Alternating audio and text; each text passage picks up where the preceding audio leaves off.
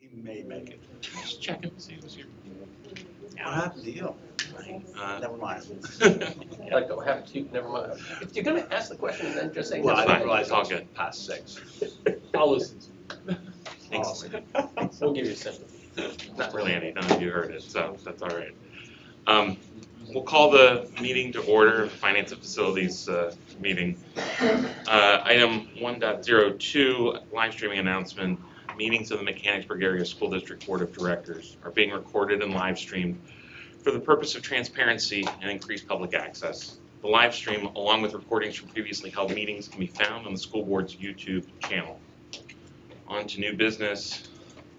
Item 2.01, presentation of audited financial statements for the year ending June 30, 2024. Mr. Long? Yeah, thank you. Tonight we have Mr. Zaharovich with us here this evening, and I'll ask him to come up and join us here. At your spots, you have the audited financial statements. It's probably more like a book, as the board knows, if we've added sections over the years. But I know that Z has planned to highlight some things for the school board and talk about some of the celebrations. So I'll turn it over to Z. Thanks, Greg. As Greg said, my name is Ryan Zaharovich. I'm here from Warren Ritter, again, to present the results of the annual audit. So I'm going to jump right into it. We've got 90 pages to cover, so it's going to take some time. What I'm going to jump to right after the table of contents, the first page. After that is one of 3 auditor's reports that we as the audit firm issue. This first one being related to the audit of the financial statements. The other 2, which I'll cover later, are related to the compliance audit or the single audit that we performed. So first section of this report you'll see is the opinions. The first paragraph talks about what is included as part of the audit. And then the second paragraph is really the results of that audit. And what we state here is that the financial statements present fairly in all material respects, in accordance with the accounting principles generally accepted in the United States of America. What is this? So in auditing terms, this is what we call an unmodified opinion, but basically it's a clean opinion. It's the best possible result that you can receive from any audit firm. It's what you've received in the past. It's what you would hope to see in the future as well. Basically says everything looks right. After that, basis for opinions, we talk about that we conducted the audit in accordance with the auditing standards. We're independent of the school district, and we've met our ethical responsibilities in performing this. Page 2 then, management's responsibilities, that is for the preparation of these financial statements, as well as for maintaining the internal controls for the financial transactions that occur throughout the year. And then our responsibilities as the auditor, well, it's to obtain reasonable assurance that the financial statements are free from material misstatement. What we do here is define what reasonable assurance is. We note that it is a high level of assurance, but it is not absolute. So we're not able to provide a guarantee. We have to do sampling when we come in here. We can't look at every single transaction that's occurred. So we can't guarantee anything, but again, reasonable assurance is a high level of assurance. After that, page 3, highlighting here the RSI, the SI, the supplementary information, basically other parts of this document. And then the last paragraph alludes to the other report that's required in accordance with the government auditing standards. That's the second of the 3 independent auditors reports I mentioned. I'll get to that here in a little bit. Next page then. So this is the start of the management's discussion and analysis, basically a 10-page summary of this 90-page document. Provides information, current year, prior year data, as well as some explanations as to what changed, why it may have changed. Good place to spend your time if you don't have time for all of it. So after that, skipping to page 14. Give you a moment. I cheated. I have some tabs on mine. This is the first statement that's included. It's the statement of net position. It's basically your balance sheet, assets, liabilities, and down below the net position. The assets and liabilities, that includes those assets and liabilities that are presented on your fund level statements. And then it also adds on some long-term assets like your buildings, your equipment, as well as long-term liabilities like the bonds, pension, OPEB, things you're all familiar with over the years that you've seen. Not going to talk about the numbers really on this page. Going to move on to page 15. Again, really skipping through this one. This is the government-wide income statement. It's called the Statement of Activities, Revenues, Expenses for the district as a whole. What we get to then is page 16, which is the balance sheet for the governmental funds. You see the various columns. The first being the general fund. That's your main operating fund of the district. Most important section here is the bottom, the fund balances. And I'll get to a footnote here in a little bit that provides a little more detail of what those different categories consist of, the restricted, committed, unassigned. You can see in total fund balance of the governmental funds about $40 million. And on page 18,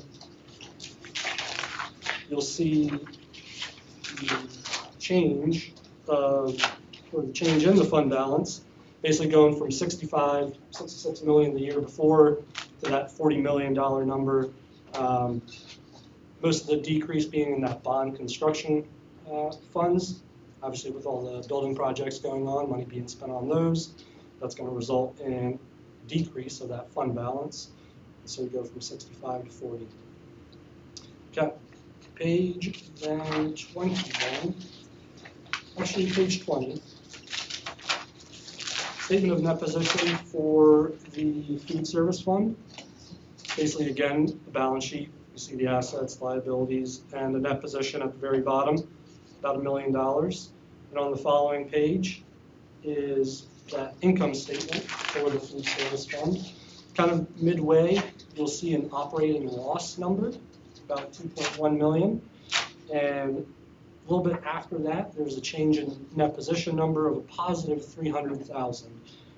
In between there, you'll see state sources, federal sources, those state and federal subsidies that come into play for that fund, which basically take it from an operating loss to a positive gain for the fund overall, moving that net position number from just under 700,000 to $1 million this past year. Does that state source include like the breakfast? Yes. That Yeah. So they pay for entirely. So Yeah. is that the bulk of that, or? It probably is. Yeah. The breakfast funds that come in from the state. Yep. So is our goal to like kind of break even here? Yeah. With this fund, I would say typically the goal is a break even. Go ahead, sorry. I was going to say it's treated for accounting purposes as a business type activity, but being that it's part of the school district, you're not really trying to make money on the students. So break even is the goal for this. I would say the other piece that we kind of have looked at over the years is how's the food service fund doing in terms of the annual profit and loss, and then also as we build some cash reserves in there, what are some needs in our buildings, because we've over the years had our food service fund pay for kitchen upgrades, like equipment replacements and things like that. So different than like the capital reserve fund, which is more like our operating savings account for like buildings and infrastructure. We've traditionally tried to use the food service fund to help fund the cost of that equipment replacement and certain other elements of food service operations also. So do you transfer this money someplace else so that we start out at zero the next year? Or? So the food service fund is actually a separate fund. It's a proprietary fund versus the other page that had all the governmental funds on it, like the construction fund, the general fund, and things of that sort. So they are maintained separately. The funds do stay in there, and then we have separate reports that we make the PDE based on that. There are different restrictions we have around the food service fund because of the federal funding that's flowing into there, the nature of the fund being a proprietary fund. The other thing I was going to mention is this profit and loss statement can be a little more challenging to read because it's a little bit unlike the general fund where it's kind of the current economic resources, it's in and out, right? Versus like the food service fund is full accrual accounting and you've got depreciation in there and certain other things. And so Pension, the OPEB, liabilities, OPEB the changes of those. So all factors of consideration. I would say in general, the 688K that we had started with represents net gains over some other years, and then we obviously added the 323K this year. So it is something that we've discussed of, okay, year over year here we're operating in the black. We don't want to be on the other side of that, but is there something that we could be looking at to maybe get that a little closer to zero? So when you would recommend raising the price of milk or something, that's something that we could say no to offset that a little bit, or? We've had some of those discussions. Some of that is also governed a little bit by some of these places where we're receiving the funding from. So it's not necessarily, at least I've been told it's not necessarily that simple when I ask the same question, but it is something we're talking about.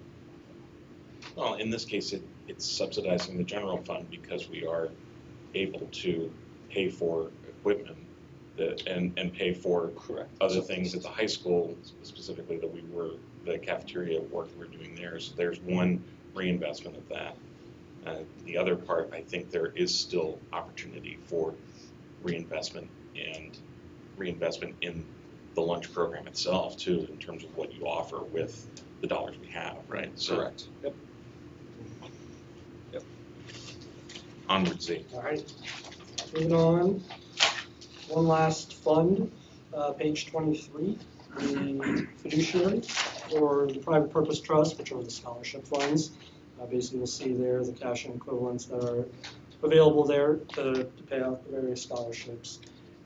Now, after this, there is a section of the report that's the footnote disclosures, basically providing a little more detail and explanation of the amounts that are on these previous pages. And what I'm going to do is point out just a few of them for you. First one is going to be on page 38. Very well. 38. Thank you. Yep. So once you get there, you'll see it's identified as Note 2, Deposits and Investments, basically showing a breakdown of where the district's funds are being maintained with the various financial institutions. If you add up all those numbers, you can tie back to the front statement. We've done that for you to make sure it's all there. Page 42 then, the next one, coming up. So this one is titled Capital and Right-to-Use Assets, basically showing the district's land, buildings, equipment, and so on, the change from the beginning of the year to the end of the year. The number to point out here, the construction in progress, basically an accumulation of the building project costs over the years. And as those projects are finished, they move from that CIP, construction in progress, to the buildings and improvements line, as you see happened this past year with the completion of the Upper Allen, Shepherdstown, and Broad Street buildings, about that 41, 42 million that moved from CIP to buildings. Okay. Page 44 is the next one. This is the long-term obligations footnote. So those projects I mentioned, the district has to pay for them somehow. Over the years, bonds have been issued to finance these projects. So at the bottom, you can see a list of the various outstanding debt issuances. And then on the following page is the payment schedule for those. You can see again 2051 for the various issuances that exist. After this, pages 47 through 52 are going to be related to the pension plan. A lot of required information in there. Maybe not a whole lot of useful information for you, though. Just what has to be in there based on the GASB standards that we have to follow. And then after that, 53 to 61, again, a lot of detail, a lot of background, a lot of actuarial information for the OPEB plans. The district has two OPEB plans. One is through PSERS, the other one is a single employer plan. Both of those are included as well. So I'm going to kind of skip all of that.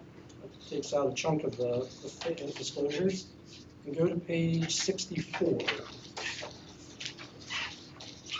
Note 15, the fund balance components. So as I mentioned on the governmental funds balance sheet, I was going to point out a footnote that provided a little more breakdown and information on those fund balances.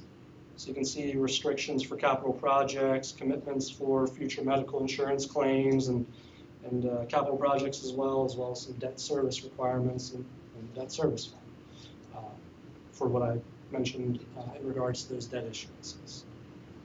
So that's the footnotes.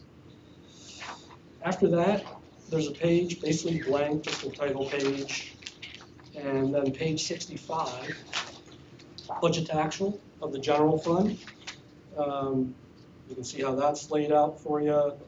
Down at the bottom, the net change, original and final budget, being at 2.3 million, kind of a deficit, whereas the actual kind of ended up at near break even for this past year, the general fund. Following this, more pension and OPEB information. These next few tables just provide historical information on those pension and OPEB, the other post-employment benefits. The pension is up to 10 years. The OPEB, I think, is around 5 or 6 now, and eventually we'll get to 10 as well. Actually, looks like 7. But those will continue to be there until they change something. But you can see just historically how those numbers have changed. Get through all that gets us to a supplementary information page, basically another title page. And then just after that, page 72 is the second of the 3 independent auditors' reports that we issued, this one being in accordance with the government auditing standards. When we look at the section there titled Report on Internal Control over Financial Reporting, some definitional items included there, and then the last paragraph, basically the second to the last sentence, is kind of the highlight. During our audit, we did not identify any deficiencies in the internal controls that were considered to be material weakness. So kind of a clean opinion again as it relates to the internal controls. The next page, report on compliance and other matters. Again, the bottom of that paragraph, we disclose through the results of our tests, we disclose no instances of non-compliance that are required to be reported. On a positive note. And then move on to the following. This is going to be the final independent auditor's report that we issue. This one is specific to the major federal programs that we selected as part of that compliance audit, the single audit that I mentioned earlier. So this year, we tested the child nutrition or the lunch and breakfast subsidy, that program, as well as the IDEA special education cluster program funds. In the years past, you may have heard me talk about the education stabilization funds or the COVID monies. They've been in existence for a few years. We've hit them a few times. Programs are kind of selected on a cyclical basis, depending on the dollar amount spent, as well as any prior history that we have from auditing that program. So it's been a couple of years since we've looked at these, and so here we are. So we get to the opinion on each of those major federal programs, and in that second paragraph, we identify that the district did comply with all of the requirements as they relate to those 2 major federal programs. Again, unmodified, clean opinion for that.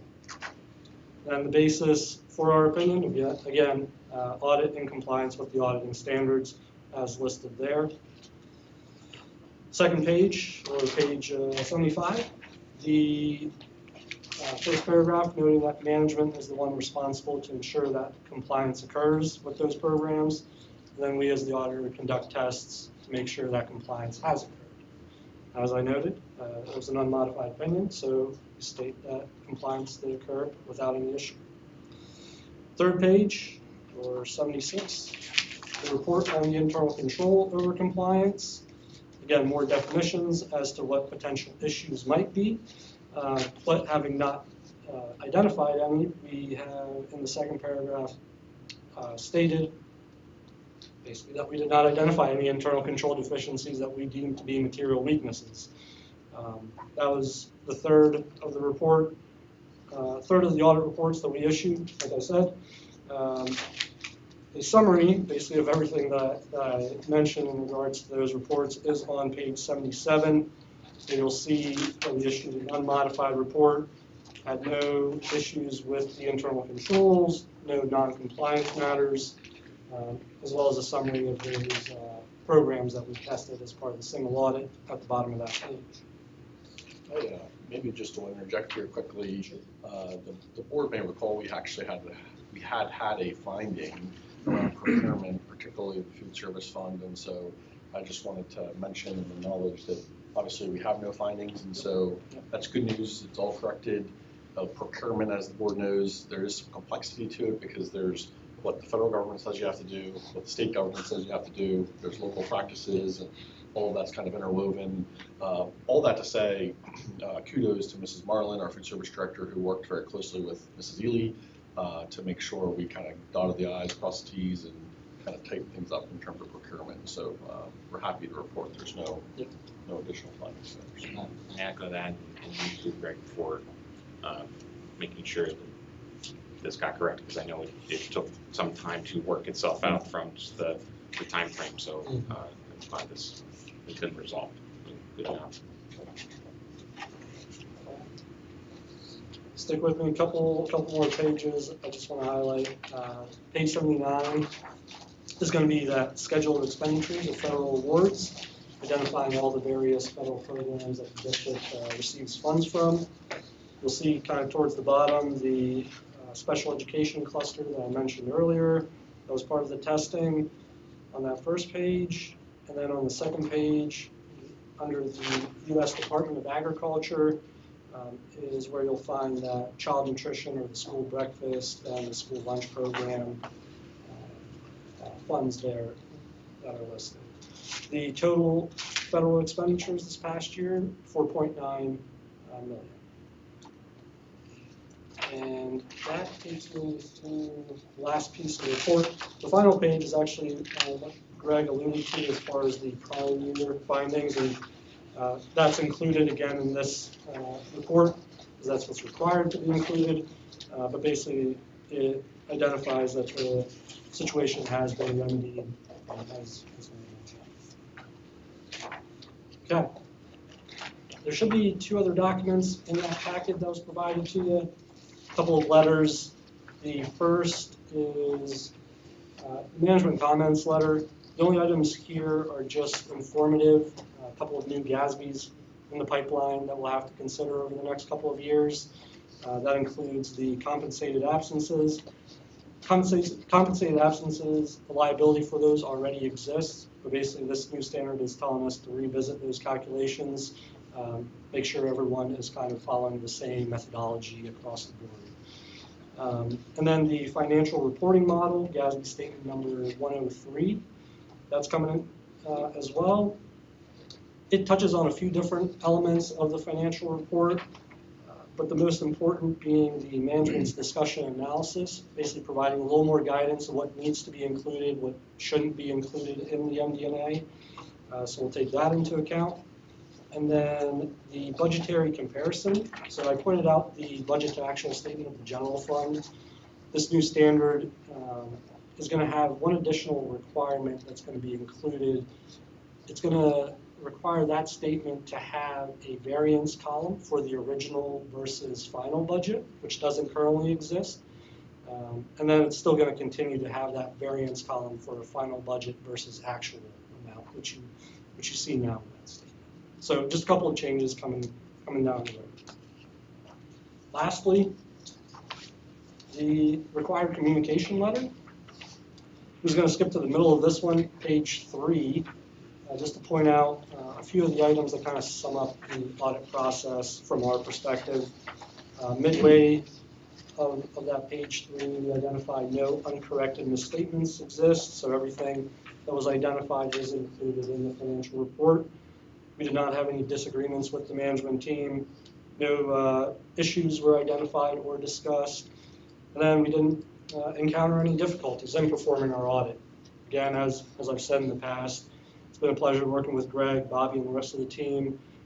They're always forthcoming with any information that they have that they think we need, answering all of our questions, providing all the documents that we request. We've really enjoyed working with them. Hopefully that feeling is mutual.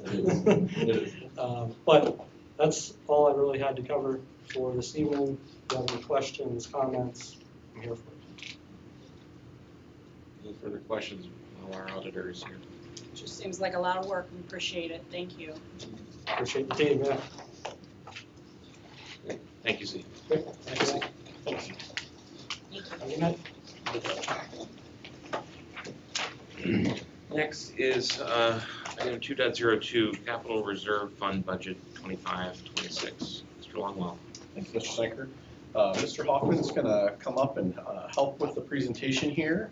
Really, Capital Reserve Fund budget, as the board probably recalls, is one of the first budgets that we kind of take a look at through the Finance Facilities Committee or work session. The Capital Reserve Fund budget, wow, for 25-26, to me really represents some of our biggest projects that we're planning for this coming summer, right? And so from a process perspective, I appreciate Mr. Hoffman's work because in some ways he's the keeper of the list, if you will. He talks to all 8 of our principals, he talks to our non-instructional administrators, we're getting feedback even from our teacher leaders and their budget processes, and he's trying to combine all of that, consolidate it into what do we need in terms of facilities and infrastructure. And that's ultimately reviewed with Dr. Bitts in preparation for a final recommendation to the board on what we feel we need. The first thing I'll mention about the Capital Reserve Fund budget is the annual allocations, and so I'll just quickly hit that, and then I'll turn it over to Mr. Hoffman for the rest of the items listed there.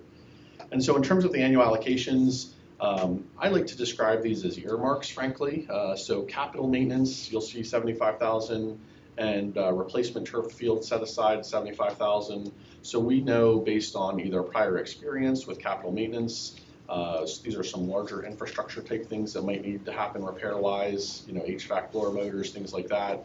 And what do we want to set aside annually to help fund those costs? The other thing is the replacement turf field set aside, and so we know generally the turf field, on average, I'll say maybe 10 years, although it could be more, it could be less, and that's something we talked with Mr. Bohanec about, Mr. Hoffman about, but in an effort to plan for that, we continue to set aside some money, knowing that eventually we will need to or want to replace the turf at some point. So we're earmarking money for that, long-range planning, and then in terms of the required building maintenance, these really represent our priorities, like I said, around what we'd like to come back to the board for another conversation around summer planning. And then from a process standpoint, one last reminder is that we review the budget in total with the board, and then we always bring back the individual projects for a second conversation for the board to review in the Finance Committee. And so I'll let Mr. Hoffman step down through some of the priorities that we'd like to discuss. Yeah, thank you. Good evening. I'm going to go into detail on these proposed projects, so please jump in and ask any questions at any time. The River Rock Playground replacement was, I think that was included in the agreement this year among a few other things, a few other small projects within the school. And we've begun to design and try to stay consistent with what we put in at our schools in the last couple of years on a smaller scale. But we're well on our way with design and discussing what's going in. It's going to go right where the current one is, so there's not much to explain about that unless anybody has any questions. Well, you may not know this, but I was PTO president there about 100 years ago, and I bought that equipment there with our funds. So I was just curious as to what you're replacing it with that kind of will be nice for the kids to use, the age range going there. Yeah, the vendor we're working with came and took a look at all of our current playgrounds from the kindergarten through the elementary level, and we wanted to put something in that could range from 6-7-year-olds up through 12-year-olds. So that would be the plan, is to have something that would stretch that age gap. Obviously, I don't think we want to put in something quite as big as that are at our schools, but something consistent with what we have there. Not as big because of the footprint and not as big because of the overall enrollment. Correct. Okay. Correct. I'd like to stay within the footprint that's there. Mm-hmm. Do we not have high school students there now still? I don't think they have recess. There are different classes, but they don't They don't have have recess. recess. High school kids don't hear. So maybe to that point, from a programming perspective, we've worked with leadership of River Rock to talk about, you know, what are the age ranges of the students, what type of playground equipment would they like to see, and that's what Mr. Hoffman has been working with the playground consultant on. The other thing, and correct me if I'm wrong, Mr. Hoffman, but the playground at River Rock will be like our other elementaries, and that like the gates aren't closed and locked, and so if you drive past Skinner Academy, you see the playground being used by the community, and so in a similar way, folks in Shermanstown, you know, will have access to it. So that's great. No, it's not like every other playground because there's no grass there. Yeah. You're not gonna put any grass There's in there. grass on the side of the school, Yeah, playground adjacent. Yeah.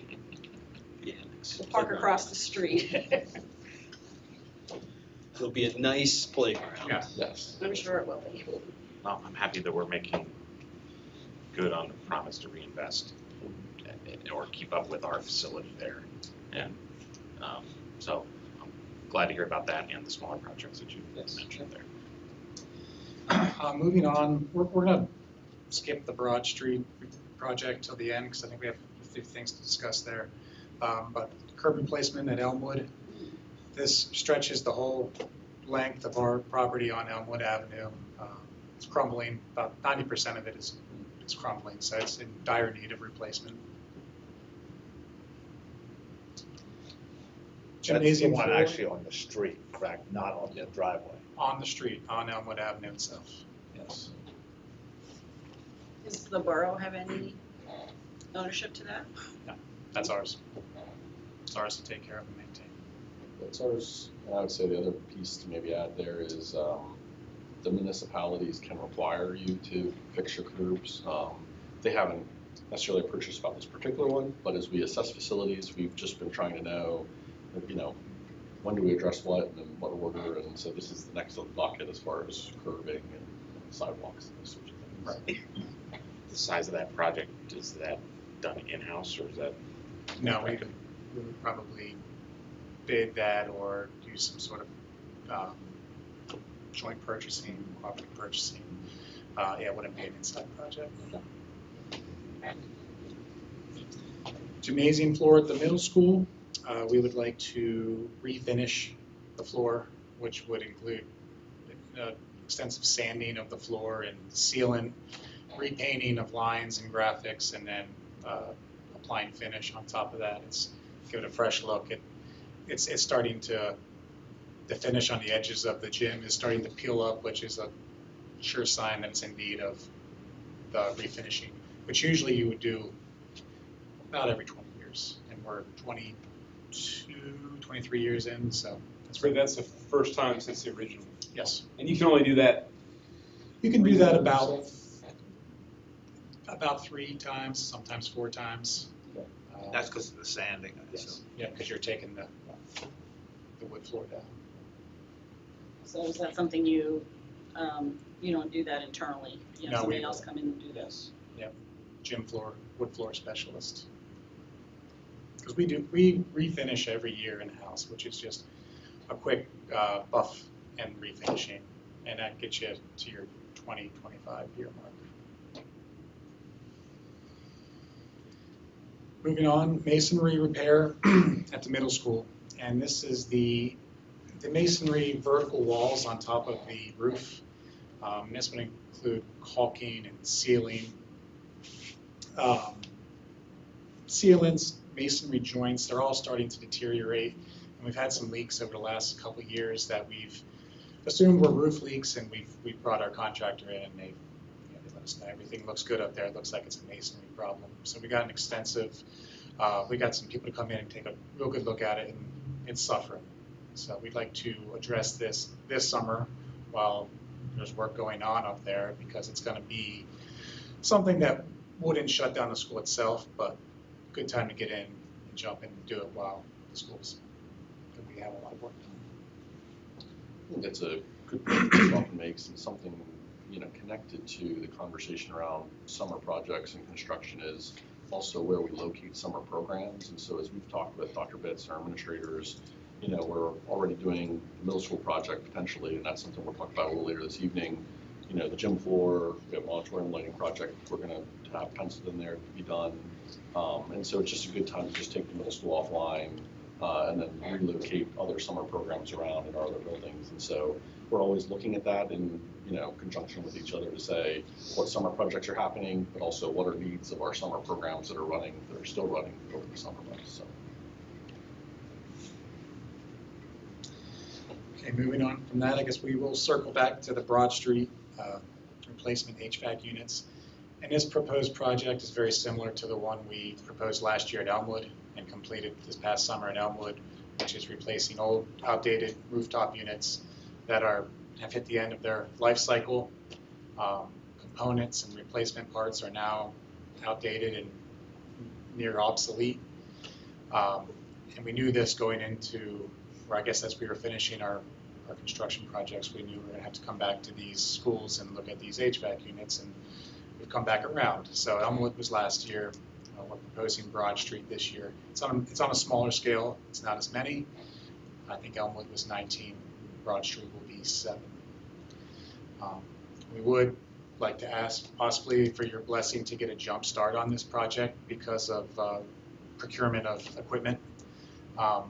Just like we did last year with Elmwood, we asked if we could move forward with this and get bids out in order to get a jump, bring the bid results back to you for approval, of course. So maybe to Mr. Hoffman's point, normally we would approve kind of a master listing and then step through the bid process for these individual projects and come back. But knowing that HVAC in particular can have long lead times in terms of fabrication and procurement and all those things, with the board's permission kind of nod, we'd like to go ahead and say, let's get it out the bid so we can get a jump start on that, and then we'll be back with the bid results for a second viewing anyway with the board. So we have new and old units at Broad Street, is that right? Like the new wing have Yes. the new stuff, The right? new addition, the new construction has new equipment. And so the 7 we're replacing, like, we're gonna tie it all in together? Is it gonna be, like, do the controls need to be upgraded too, or whatever? Yes, You know, that- this would include the mechanical construction for the units, the electric upgrades to the building automation system, the controls through Siemens. It also includes the bidding process and ongoing construction documents. So, yeah, it's already tied in together, and the replacement would be tied in as well, but the controls need updated. Gotcha. And I think you raised a good question, Mr. Sanker, because I think it ties a little bit back to that idea of like facilities planning is like an ongoing process you're probably never ever really done.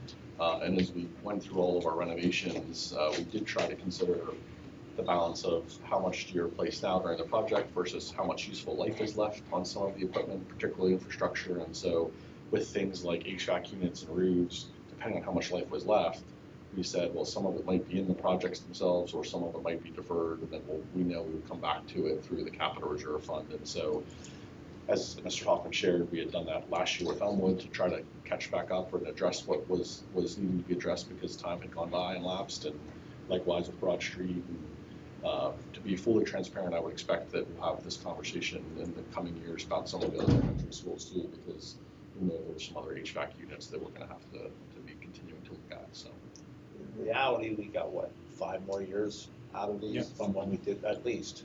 Right. So I think we followed some good advice to do it this way, knowing we're going to come back. I think to your point, Mr. Rupp, that's between HVAC units and roof recoats, because we probably won't have any roof recoats, knock on wood, for a year or two, but I do think in years 3, 4, 5, we'll have some roof You know, recoats. she's taking notes, right? Yeah, it's in the minutes.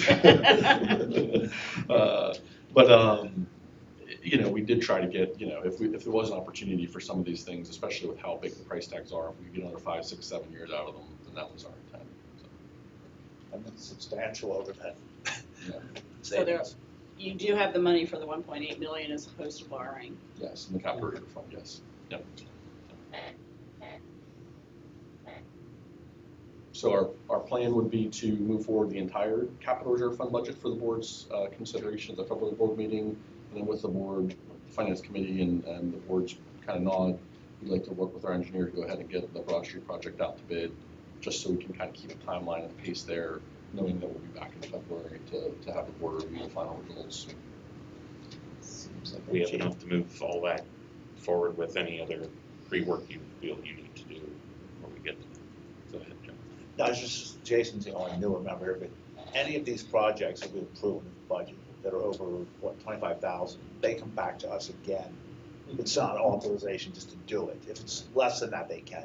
So all of these, they actually will come back in the future to say, hey, we want to do this now, or we don't want to do it. So we're just saying, we're putting the money there. Good point. All right, thank you both. Thank you. The 2.03 project bids, Mechanical Middle School. All right. Conwell? Yes, thank you. I think Mr. Hoffman's going to stay up here, but be joined by Kelsey Lead from Crabtree Rohrbaugh, and Mr. Dick Kastner is our construction manager. And so we're happy to have all three joining us here this evening for a conversation on the middle school project. So I thought I would begin with kind of just a refresher of what it is we're kind of looking at here this evening. So we started with the stair tower addition and some of the renovations connected to that. And then simultaneously, we had gotten a grant through the state, $1 million grant to upgrade the HVAC system, which we knew was going to be a separate need anyway. And there was an opportunity to combine those two because there was synergy, right? And so we thought we're going to be working on the stair tower project over the summer, some other projects that Mr. Hoffman's kind of elaborated on. And so we asked the board about combining really then the stair tower project alongside the HVAC project into one combined project. So tonight we're going to be reviewing the bids for that combined project. General construction, and just as a reminder, it's bid in 4 primes with general construction, HVAC construction, plumbing construction, and electrical construction. And then we'll give you the update on the results on the bids. And I'll let Kelsey kind of share some good news there. And then ultimately we'll talk a little bit about next steps and where we go from here. Okay, so first slide here is summary of the bids. As you can see, we are only showing 3 up there. We did not receive a bid for electrical construction. That's being held at the bottom with an estimate, but the bids that we did receive, and we'll get into that in a little bit, but the bids that we did receive were very favorable. All within, I think the only one that was a bit above the estimate was maybe the plumbing, which is a pretty small contract value. So all summed together, the 3 primes comparing apples to apples, it came in about almost $1 million under budget, $988,813. So we can just go through the low bids. We'll go through each prime and go over kind of our bid coverage. Maybe one thing, I think one celebration is, we'll talk a little bit more later about the electrical contractor and what we plan to do there. We do have a path there, but one celebration I would say is, from my perspective, a big chunk of the project you can see across those 3 primes to be $1 million under. And so said another way, if we can get that electrical contractor to come in online with our estimate, the total project will be $1 million under budget. And so I think that is a win and a celebration. We still have path there. We've got to talk about the electrical contractor, but after Kelsey reviews the 3 primes, then I'll talk a little more about the electrical contractor. So we received no bid. We put the bid out, we put the request for bids, but we received none back. Right, correct. Right. And I think it's something we talked with Crabtree about. It, Dr. Bitts and I looked at it with Mr. Hoffman and the crew, and frankly, I don't think it's anything about Mechanicsburg. I think it's about just the amount of work that's out there for electrical contractors and what their scheduling looks like. And so, like I said, we do have a path forward, but we'll talk a little more about that. For the general construction, we received 4 bids, which is great. I mean, for the scale of project, that's a great turnout for general construction. You can see East Coast Contracting was a low bidder. We did receive bids from ECI, Caliber, and Urig as well. With a small project like this, sometimes you'll see a broader spread just because different people put different premiums on the small scale. But East Coast at that price point, I think is great. Have we ever used them? We were just The name's not familiar at all. Not recently, but I believe we have used them years ago, 15, 20 years ago maybe. sure. Is it fair to say, Kelsey, East Coast, sometimes it gets into scale of project, like some of the smaller contractors, because of all of the bonding requirements and the labor force. They won't chase the really big projects like our high school, but you get a smaller project like this and you might get reputable contractors, but a bigger pool of reputable contractors who say, you know what, project of this size, we can kind of do. And this scale is in your wheelhouse, so I think that's probably why you're seeing the benefit of that this is there. I have worked with East Coast before, Me as well. and I think that for this size of project, I think this is appropriate. And we're benefiting from them bidding it to us because it is their scale project. If a Lobar was bidding this, although ECI came in pretty good. Yeah. If you had Lobar and ECI bidding, it might be different. But they're going to tend to be a little bit higher, just a higher overhead and that kind of thing. East Coast office is down the street from where I live, so I can call on them. Are you on the East Coast? It looks It's like on the we, west coast of the river. it looks like we awarded them for a Filbert Street construction project in 2008. They were the general contractor for that, so How did you access that? I just typed it into board docs. I just searched for this, and we awarded it. And That's why you're the vice president. AI told That's me. That's one of the reasons. it said a motion by Morgan. I don't know who did that. Wait, you made the motion? You don't even remember that? Okay. That was right before the Well, recession. that was so, 2008. That's probably once Kindergarten Academy was open. So construction for HVAC, which we knew was the largest contractor due to the grant work involved with this piece of the project. So North Bay was low bid. We did receive 2 others, which is great. North Bay has been on every high school project. I think that low bid result you're seeing, they really like working with Mechanicsburg, and they know the district very well. So I think it's the result you're seeing there of that low bid. Plumbing, 2 bids. Ainsworth was the low, and we got 1 other from Mid-State, but still very close. That scale work again, that's still a pretty close bid. Type bid. Mid-State is affiliated with ECI. So they actually did projects for us here, Elmwood projects earlier on. So it would have been fun if they got it, but I think Ainsworth will be fine too. Can you, I think I missed, Kelsey, you may not be the right person to answer this, but I'm not sure when we went through the design. I think of these as stair towers, like what plumbing work do we have to do there? I have the same question on the electrical, but like I kind of get that we're gonna put some outlets in or something. But. Yeah, with the plumbing, it's more in support of the HVAC systems, so Okay. the piping and things like that, All right. going to the HVAC systems. And there's also fire protection. That makes sense. Thank you. So in terms of the electrical contractor, where we head from here, we worked with Crabtree, but also consulted our solicitor, because there's a question about the procurement element of what do you do, to Mr. Bradley's earlier point, when we don't get electrical bids. Fortunately, it doesn't happen too often to us, but in this case, we needed to just do a little cross-checking and make sure we kind of chart out what the next steps look like. The other piece of it, frankly, that we even talked a little more too about, Dr. Betts and I, and Mrs. Ely, was the grant itself might have procurement requirements in it. And so we wanted to make sure we were aligned not only in terms of what do we need to do from the state perspective and the local perspective, but also where's the grant fit into that. So really the recommendation that we have is, given that no bids received, we would rebid the electrical contractor. And if the rebid is unsuccessful, then at that point, the district from a state perspective has satisfied our requirements around bidding, because we would have gone through 2 separate processes, not having received any, and then we're free to negotiate directly with the contractor for an agreement. We could also use a cooperative purchasing arrangement potentially at that point. We're hopeful, frankly, that in the rebid we'll get bidders, but we do have a path in the event that we don't get bidders, then we will have satisfied all the procurement steps, and then we're able to go. So would we look at someone who has done many projects for us in the past and approach them directly as opposed to throwing a blanket request out there to say, come send a bid to us? Yeah, that's my perspective. I think if we get past, say, worst case scenario, we do the rebid and there's no bidders, I think we would certainly start with who are the electrical contractors we've used on all of our projects and started with, just right down the list, so. I mean, there are two in particular that I would approach first.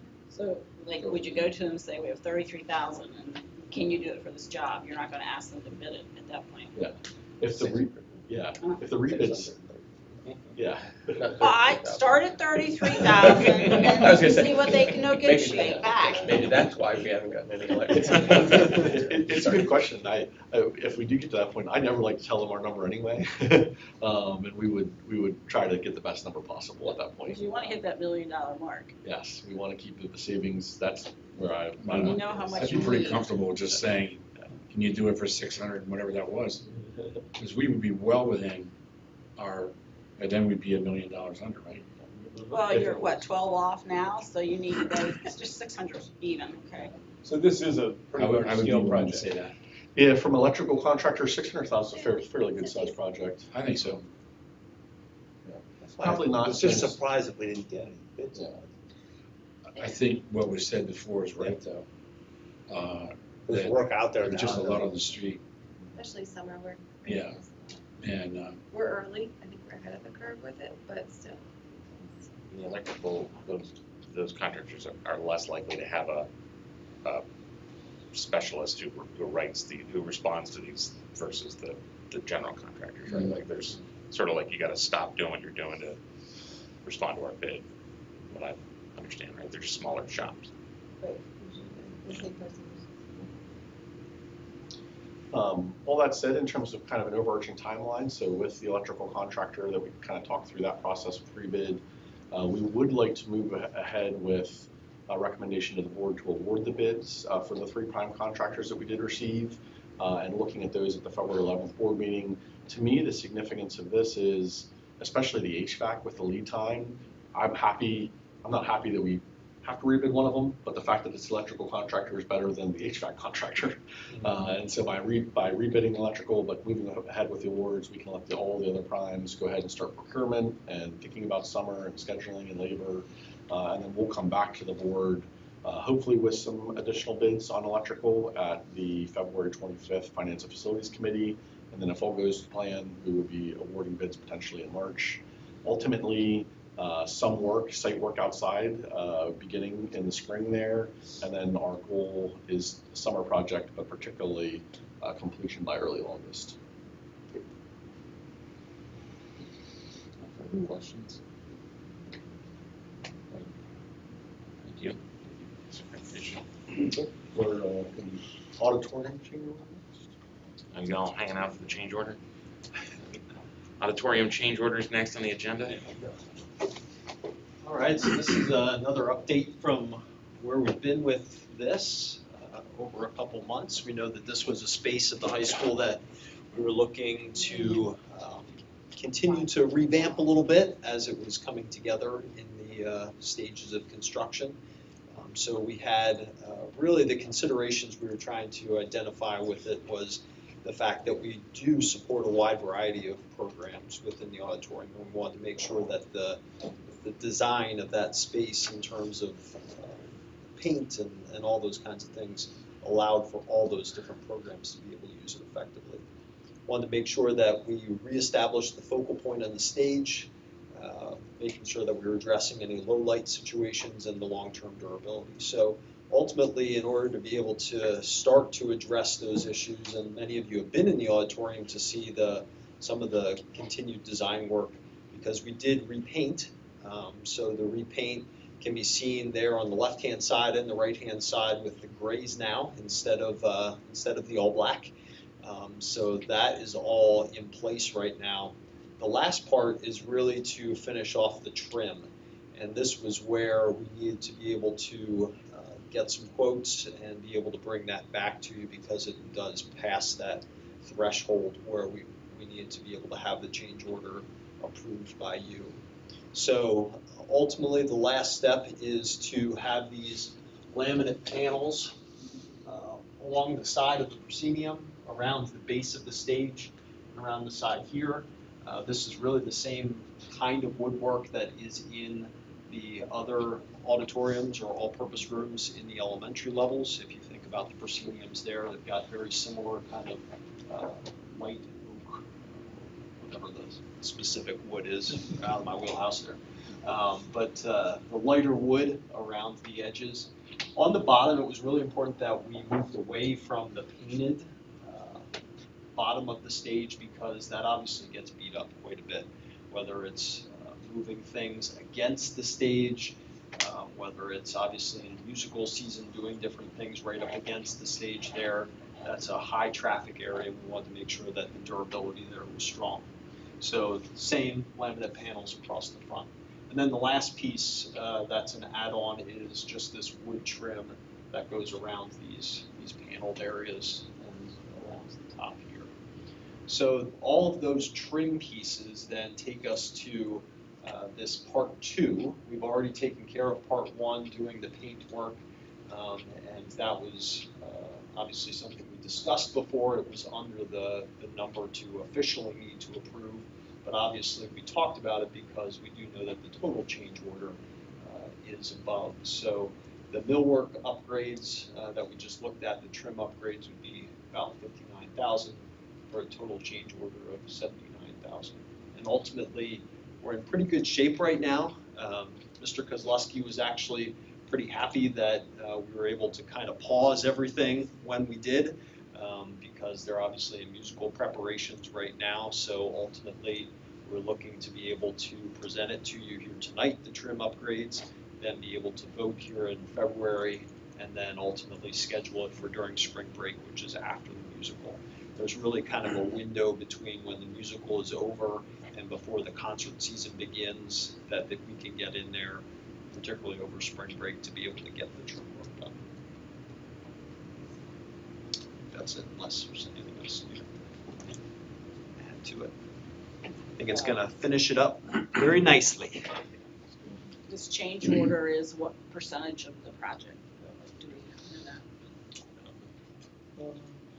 The whole high school project is obviously pretty significant, so it's It's still, we're still tracking in a good place with the high school change order, and to Dr. Vitz's point, just the size, the sheer size of the high school, we're comfortable with it, yeah, we're comfortable with it. Nothing else on that item. That concludes the Finance and Facilities Committee meeting. Meeting adjourned. Roll right into the next meeting. Does anybody need this? Quick break?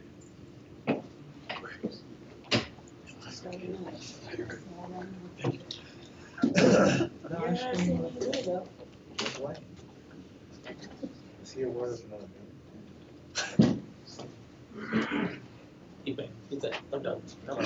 Yes, hit enough. We don't have He's a got a quorum free now. sign in. We are off the, We do have a quorum. we're off the phone right now. Oh, you have to say, We're 5. fine, we have a quorum. It's just a work session. As, It's just a work session. as more and more people started saying no, I'm like, I don't know, we might run out of people here tonight. I was gonna stay home just because it was beautiful.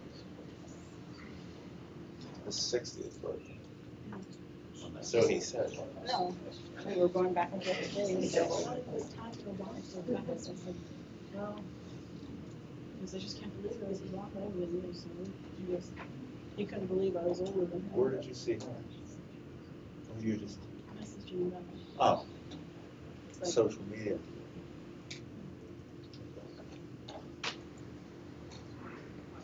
I told him, where's your commitment to here? I said, So, I don't know if I've ever taken a day off for my birthday. because my birthday is on the 14th, it frequently falls. Mine's on 15. Of what month? It's not May. February. Good. Date.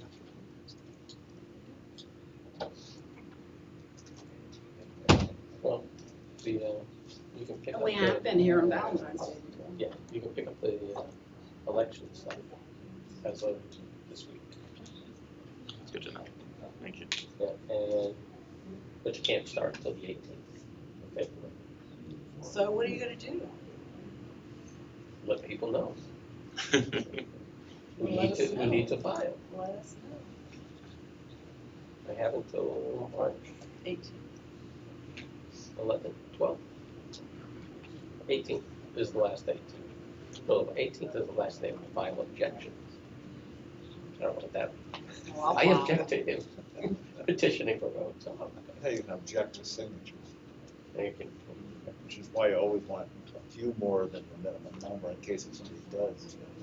I That always could be get- somebody that signed more than they're allowed to, or somebody that isn't in that party. I always get 2 extras just in case.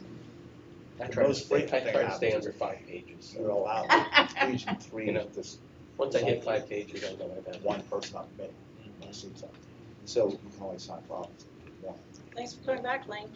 even though there might be more than 10. My pleasure. Whereas choice seats open, then you can sign two. Even a lot of the people running positions just don't understand. Who's the fourth person? Brian, Josh. Oh, Josh. Yeah. Ready, Lane? Yes, sir. Sorry about that. Oh, that's okay. We'll keep you. We'll Yeah, you don't get off that easy. Josh will be here, Josh will be here any minute, right? He has not texted me. It's not going well. He's in surgery, right? No, I'll tell you later. Okay. Isabel. Josh is in the He was- picture. he was on my humble, let's put it that comprehensive way. plan, so Don't you know I'm I'm gonna an count that. anesthesiologist? Have you ever dealt with a dog coming out of anesthesia? No. Fine, We'll see be you here at at 6:30. 6:30, that's what they told me. All right, are we ready? I'd like to call to order the January 28th, 2025 work session. And I'd like to announce that the meetings of the Mechanicsburg Area School District Board of Directors are being recorded and live streamed for the purpose of transparency and increased public access. The live stream, along with the recordings from previously held meetings, can be found on the school board's YouTube channel. Move on to item 3, budget and finance. Item 3.01, Cumberland Perry Area Career and Technical Center Budget 2025-2026. Mr. Longwell. Thank you, Mr. Rupp. I will highlight for the board a couple pages in the budget document. I enjoy a good budget conversation. We could certainly talk about the entirety of it, but I think for the board's perspective, maybe we will just focus on the 5-year rolling average for enrollment, and then also ultimately our cost to support the CTC. And so as the board recalls, all of the sending districts, the member districts, are charged a proportional share based on their 5-year rolling average. And so if you go to the bottom of it says 9, but the PDF is page 14. So depending on how you're looking at that, PDF page 14 or the bottom of the document itself says page 9. The thing I would call out there is in terms of our 5-year ADM, you can actually see the upward trend, which is, I think, a celebration. You see our students are taking advantage of the opportunity.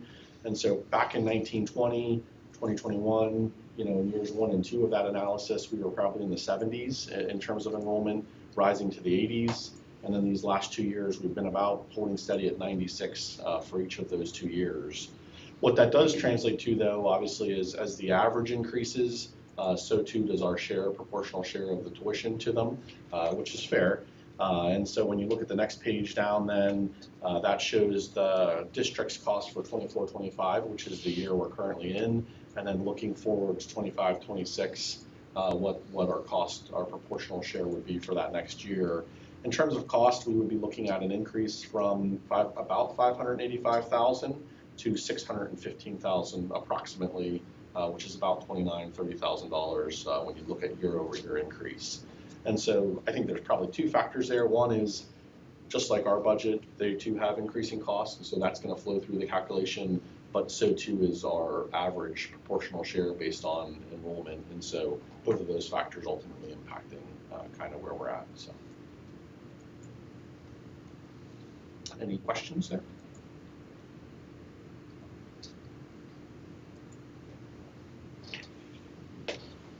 Very good. Thank you, Mr. Longwell. Good. Move on to item 4, curriculum. Item 4.01, comprehensive plan presentation 2025 through 2028. Dr. Pitts. Right. It's budget stuff, right? Now, what are we spending the money on? That's right.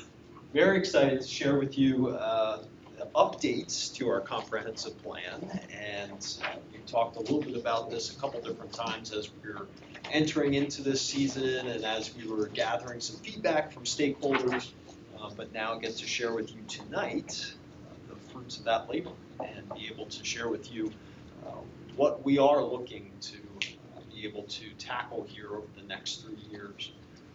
Ultimately, you have a document in front of you that gives you a little bit of a summary. This is yours to keep. It gives you a summary of our goals and the action steps updated with this plan. The plan itself is one that's going to be posted online after this meeting. If you remember previously, if you've interacted with comprehensive plan, some of those state documents that we have to post and make available aren't always the most accessible to folks that aren't digging into it day in and day out. So that's why we create the summary document, but certainly the full document is there for you to be able to see and review if you would like to. So talk a little bit about the plan from an overview perspective, remind you of what it's built upon, and then some of our goals and action steps, and then along with what the next steps are that we have overall as a district and board. So just to give you a quick overview of our process. So back in 21-22, we approved the original comprehensive plan. Every 3 years we dig into the plan, but we really look at it as a 6-year plan. So in 22-25 we had, or in 21-22, we did kind of an overhaul of our comprehensive plan, and this time is a good chance for us to be able to check in, because we have been working in all these goal areas for the last 3 years, and now it's a chance for us to assess the progress and performance on our goal areas. So what kinds of things have we been undertaking? What tasks have we been able to complete? But then also, what's the effectiveness of those tasks? Because we don't want to assume just because we did something, that doesn't mean that it's going well or that it's going effectively. So we also want to be able to assess our performance. We did that through a number of different stakeholder meetings, surveys, and thank you for being a part of those surveys as well. So now we've been refining our action steps as we've kind of triangulated all that data and do some qualitative analysis of it, and now ultimately able to share with you the fruits of that labor. So it is built on our mission and our vision and our beliefs. This is sitting at the crux of who we are as a district, and it's a reminder to all of us that as a district, this is not something that just sits on our shelf.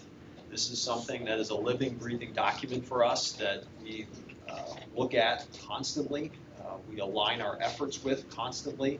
When we have these budget conversations, it's what are we spending our money on, our time, talent, and treasure to be able to continue to invest in the things that we've identified as our goals for the district over the next several years, and it's built on our mission, vision, and beliefs. So we really look at our 4 current goals kind of in 2, as Mr. Longwell would say, buckets, if you will. The first one being 2 goals that are aligned with our academic program, and that has to do with our curriculum assessment system, development of that, and then our second one being supporting student needs through instruction. We'll dig into each of those in just a minute. The second bucket is looking at the conditions for learning, because we believe ultimately that if you pair our amazing staff along with the academic program that we have and the right conditions for learning in a classroom with that amazing staff, then that's where the magic is going to happen. That when we bring those 3 things together, that is when learning happens in our classrooms. So that really is kind of the justification for us of these 2 buckets of the academic program and the conditions for learning, ultimately all coming together to be able to make magic in our classrooms. So the first goal is curriculum assessment system development. The first action step there is crossed out because we can celebrate a little bit, we did it. Ultimately, if you kind of rewind to when we created this, we were coming right out of COVID. In fact, all of our comprehensive plan meetings were done via Zoom, and we were trying to come out of hybrid schedule where half the week students were at home, and half the week students were in person. And we had to make some pretty significant changes to our curriculum at that time. So as we were coming out of that season and coming back to school in person 5 days a week, We need to go back to our curriculum and say, okay, what did we change? What do we have to bring back? What are some lessons that we learned even from that period of time that maybe we do want to incorporate going forward? And we did that in each one of our curricular areas. So that one we're excited to check off. I'm going to highlight the new ones, which are highlighted there at the bottom. So the first one, evaluate benefits and drawbacks of current secondary schedules. So as we talked to different stakeholder groups, as we gathered data, it became very clear that there are some aspects to our secondary schedules that we need to study a little bit more. And I'll start with the high school. That was probably the one that came up the most in terms of stakeholder feedback. It's looking at the high school schedule and saying, okay, we made this major shift to a block schedule about 4 years ago, right during hybrid was when we switched and then continued it on. What are some of the benefits we're seeing? What are some of the drawbacks we're seeing? And it would be easy to look at that at face value and say that it's a referendum on the block, and we've got to be really careful because I don't see it that way. When I read all the 200-some responses and read through all the qualitative feedback, really there's kind of split. There's people that love the block. There's people that say, I'm not so sure about the block. I don't like the longer class periods or that sort of thing. But really where the benefits and drawbacks that we have to study are some of those things that are connected tangentially to the block. So when we talk about day 6 schedule, which is something we have with the block, but you can have a block without having day 6. Things like our enrichment and intervention period, what we call IE at the end of the day. Again, one might see it synonymous with the block, but again, you can have the block without having an IE period. Freshman academy. So there's a few different decisions that we made along the way to build as part of the block at the high school that we just have to go back and be able to evaluate the benefits and drawbacks of. So I could certainly talk more about some of the initial thoughts that people have or I have about those, but that's for the committee to be able to look at over the next couple of years to be able to identify what are some tweaks that we need to make to the high school schedule. On the middle school front, there are some tweaks that we've made there, somewhat in line with some of the changes that we've done at the high school, but we have changed some of our courses there at the middle school to being semester-based. So going back and looking at some of that and identifying what are some of the benefits and drawbacks that we're seeing to some of those changes that were made, and some of the courses that have been added or kept over the years to be able to identify whether it's where we still want our courses to be for students in the future. So studying that at the middle school as well. Dr. Pitts, I'm sorry, Yeah. I probably said this, I didn't pick it up, but what committee is reviewing those 2 steps? What do you mean by that? We would pull a group together Oh, I see. to be able to study that, Right. Administrators, teachers. So this is planned work, but we don't have a plan for the work yet. That makes sense. Okay, thanks. Yep.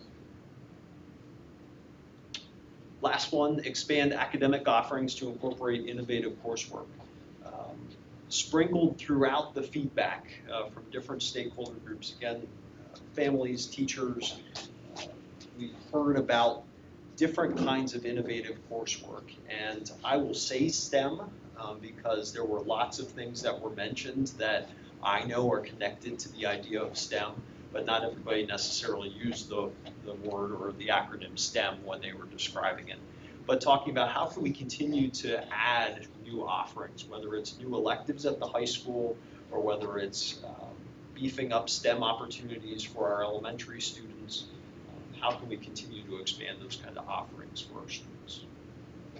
How do we feel that we are not offering, why is STEM coming up at this moment as like a need when I feel like we are pretty far through that, not just in the like new wing of the high school and all of the like the adjustments around there, but what are we missing? There's only like 4 letters. You know what I mean? Like, not, I think ultimately it's what's within those letters. It's the idea of design thinking, the idea of engineering. How do we develop some of these courses that really focus on what is now combined into our STEEL standards for science? So science is completely revamping looking at environmental sustainability, and how are those pieces being incorporated into our academic program.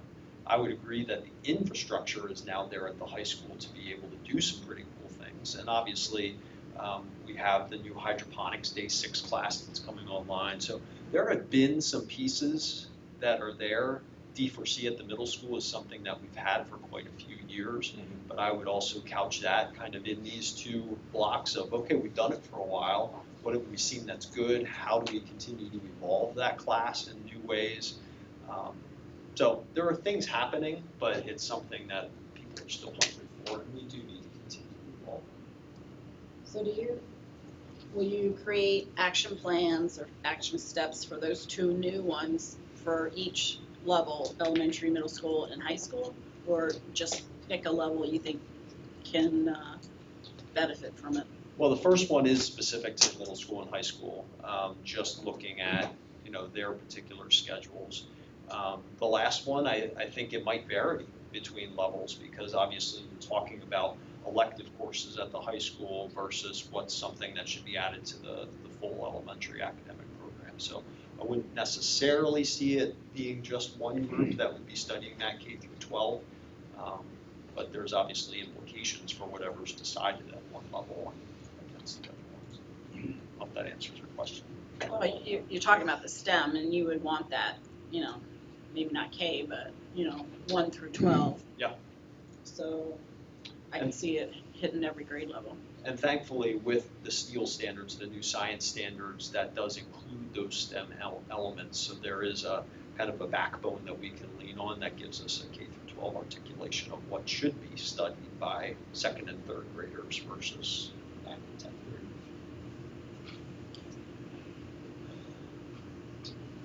So goal number 2, great questions. Second goal looks a little bit more closely at instruction. And this first one is highlighted. I will tell you that in theory, it's largely the same goal as what was there before, but it's reworded in a very specific way. So the first time around, we knew that we needed to be able to develop some sort of system of support for how do we identify what students have greater needs in their areas of academics and behavior. Maybe what students have a lot of extra needs, what we might call tier 2 or tier 3 students that have really great needs in academics and behavior, but also who is accelerating in those areas as well and might have needs in a different way in their academics and behavior. And we were determined to be able to develop some systems around this. Well, through that study, we ultimately determined that we do want to adopt what's called a multi-tiered system of support framework. And in education circles, that's a very specific way of looking at how do you determine what students are in need of more supports and what do those supports look like. Picture flow charts and gates to be able to know when students are moving to a different area and when they're coming back. So in the first 3 years of the plan, we have identified that we want to develop specifically an MTSS framework for academics and behavior, and we'll continue to develop that over the next 3 years. So that change in wording, perhaps it means more to the educators that have studied those different kinds of systems, but we want to be real upfront with everyone that that's the direction we're heading. And again, I'm sorry, it's just like the same question of like, didn't we do this? But like we have like a tiering system now that we talk about, and maybe it's just coincidental terminology, but we have this, and we also talked about positive behavior and have started to roll those things out. So Yes. This is just add on to that, or So, another like layer beyond that. No, you're exactly right. So positive behavior support is where we started with this goal, was looking at behavior, and PBIS is a part of an MTS system. So MTSS, kind of in short, is the development of PBIS for behavior alongside of RTII for academics, response to intervention and instruction. So those two systems put together are what kind of builds an MTSS system. We started on the PBIS side and got rolling with some things of creating PBIS teams and having some consistent expectations around K through 12. And now with within this next part, we want to make that a part of a bigger MTSS system instead of just isolated PBIs. And I think I recall so you're trying to like standardize how we identify the tier. one, Correct. And then two, how we address each of those tiers, because, Got it. I mean, each teacher or administrator could handle those differently, so we're trying to even it out so all the buildings respond in a similar fashion. Is that? Yes. And what's the data we're collecting to be able to make those decisions? And do we need to have a different assessment to be able to guide what those decisions look like in math versus in reading or versus in reading? So do you see labeling each child a different level for academics? Well, I will respectfully say that we don't label our children, but we certainly look at what the needs But are. I mean, I feel of like our you're going students. a step further than we do now. I mean, we identify the kids that need help. I think the hope is that we're taking it a step more effectively than what we do now. We certainly do it to an extent in academics. I would say that at the elementary level, we do a decent job with it, with reading, and our reading specialists work really, really hard to be able to identify what students need and be able to meet those needs. But we can become more consistent, and we can still grow in what that looks like in reading. Elementary math, I think we leave a lot on our teachers' plates to kind of figure it out on their own. And they do a heck of a job trying to figure it out on their own, but we can develop more of a system around them to be able to support them in that. In behavior, we don't really have a tier 2 and tier 3 system in behavior right now at the elementary level. And then similarly, I could talk about the same thing at middle school and high school level, but it's kind of in different places, and we want it to be more cohesive. Are you just focusing on reading and math though? Or is Gen- it all? Generally, that's where you're starting in academics, is reading and math, to be able to identify what are the supports needed in those areas. So Great questions. A lot like Brian, I'm like,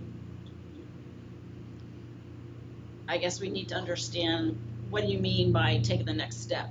Because I feel like that we kind of already do that. So how are you expanding that? And I guess that's what you have to determine yet. We've never arrived. I could not stand here right now and tell you what a tier 2 fourth grader in behavior looks like, or how we would identify a tier 2 student in behavior. We don't have that in place right now. But can you identify in reading? Marginally. That's where I think we could be more effective with it. We do it, and we certainly provide those supports, but does that look the same at Shepherdstown as what it does at Broad Street? I'm not sure that it does. Different populations, of course, too, but we can be better. We can do better with it. I like the idea that it isn't, that this will be more systematized, and that it will, I think the administrators that we have, like what you mentioned of it being just kind of up to the staff to figure out, the faculty to figure out. And yeah, I agree, doing a great job at having that, giving them more tools to do that. I think that sounds great. Whatever it is, it sounds great. So More guidelines. yeah. You're asking great questions. They're the right questions, and those are the questions that we ask ourselves. How can we make this better? And what can we do to be able to serve our kids better? Going to goal number 3, nothing new here, but it's something we need to continue. And we're very excited about the action steps that we have, the goal that we have, and the steps that we've taken already. When you talk about things like our extracurricular policy, when you look at facility use, when you look at fundraising, when you look at dress code, there's been a number of policies that we have examined with a lens towards equity and belonging, and we want to continue that work. What is the next one on the slate? I'm not sure, but we're going to keep analyzing it and being able to identify how we can make sure that our schools provide that sense of belonging for all of our students. Finally, in terms of wellness, 2 that we're adding here are the last 2. First one, review policies and practices geared towards the healthy use of technology during the school day, including access to cell phones. So again, loud and clear through the feedback from teachers, from families, was this idea of what are we doing with technology? And notice that it doesn't specifically just say cell phones, because it's also the idea of what does a healthy use of technology look like? What do I mean by that? So how much screen time is the right amount of screen time for a second grader that's in their classroom all day? We have iPads for them, we have certain programs that they engage with, but how much do we really want them on a screen throughout the day? That's something that we need to wrestle with a little bit. What does that look like for a sixth grader? What does that look like for a ninth and 10th grader? It's not the idea that we're gonna create strict barriers or their devices are gonna shut off after a certain amount of screen time, but how can we provide some guidance and some guardrails to our staff as they're trying to make instructional decisions for, should I have my kids continue to use this program, or is there a different version that maybe uses the social lens a little bit more with a peer rather than interacting with the device? So how can we look at what that healthy use of technology looks like?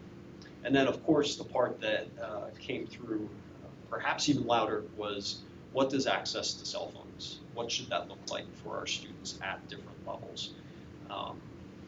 And that's something we really have to study and decide. A group of folks have to come together to be able to decide what that means for our community and make some decisions about that. And that would be obviously perhaps a little different at different levels, but it's something that we do have to address and talk about. And when you speak to that, you're not just talking about in the academic context, but like at the secondary level when they have free time. Yeah, and that's, or just, well, is that the policy? Or should it be that, yes, when you're in the classroom, cell phones are off, but when you're out in the hallways or at lunch, you may use them. That's kind of what the current policy is. But obviously lots of schools are going to, no, cell phones are off throughout the day. There's the pouch question, there's all kinds of things around that would be options for us. I saw on TV that Pennsylvania is going to be one of the states that have no cell phones. So do you anticipate some kind of ruling from the state?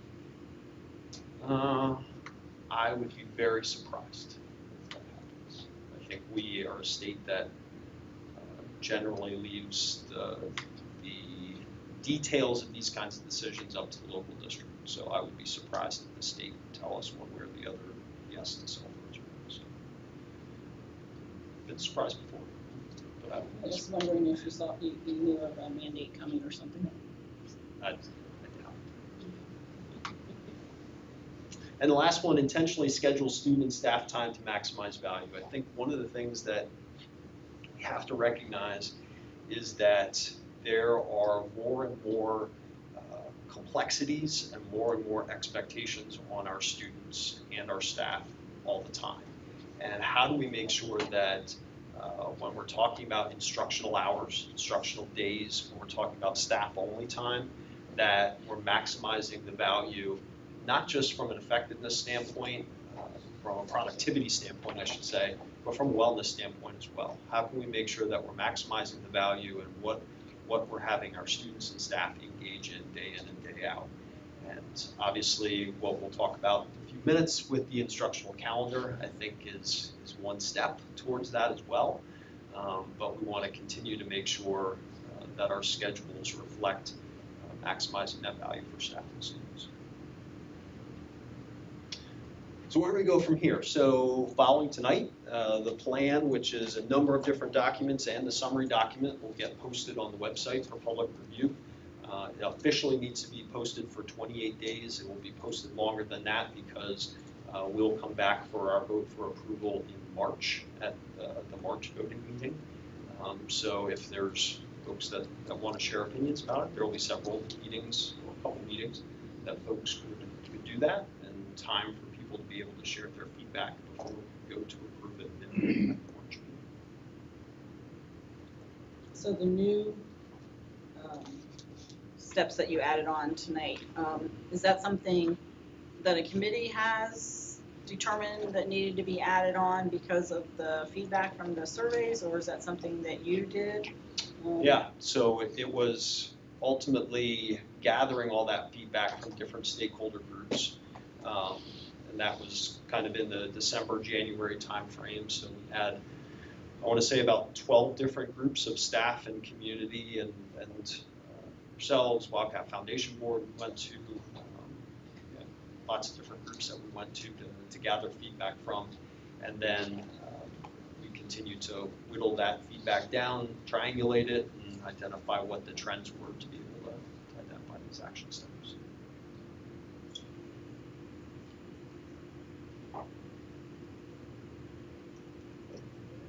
Right. Thank you. Thank you. Thank you, Dr. Woods. Let's move on to item 4.02, early literacy update.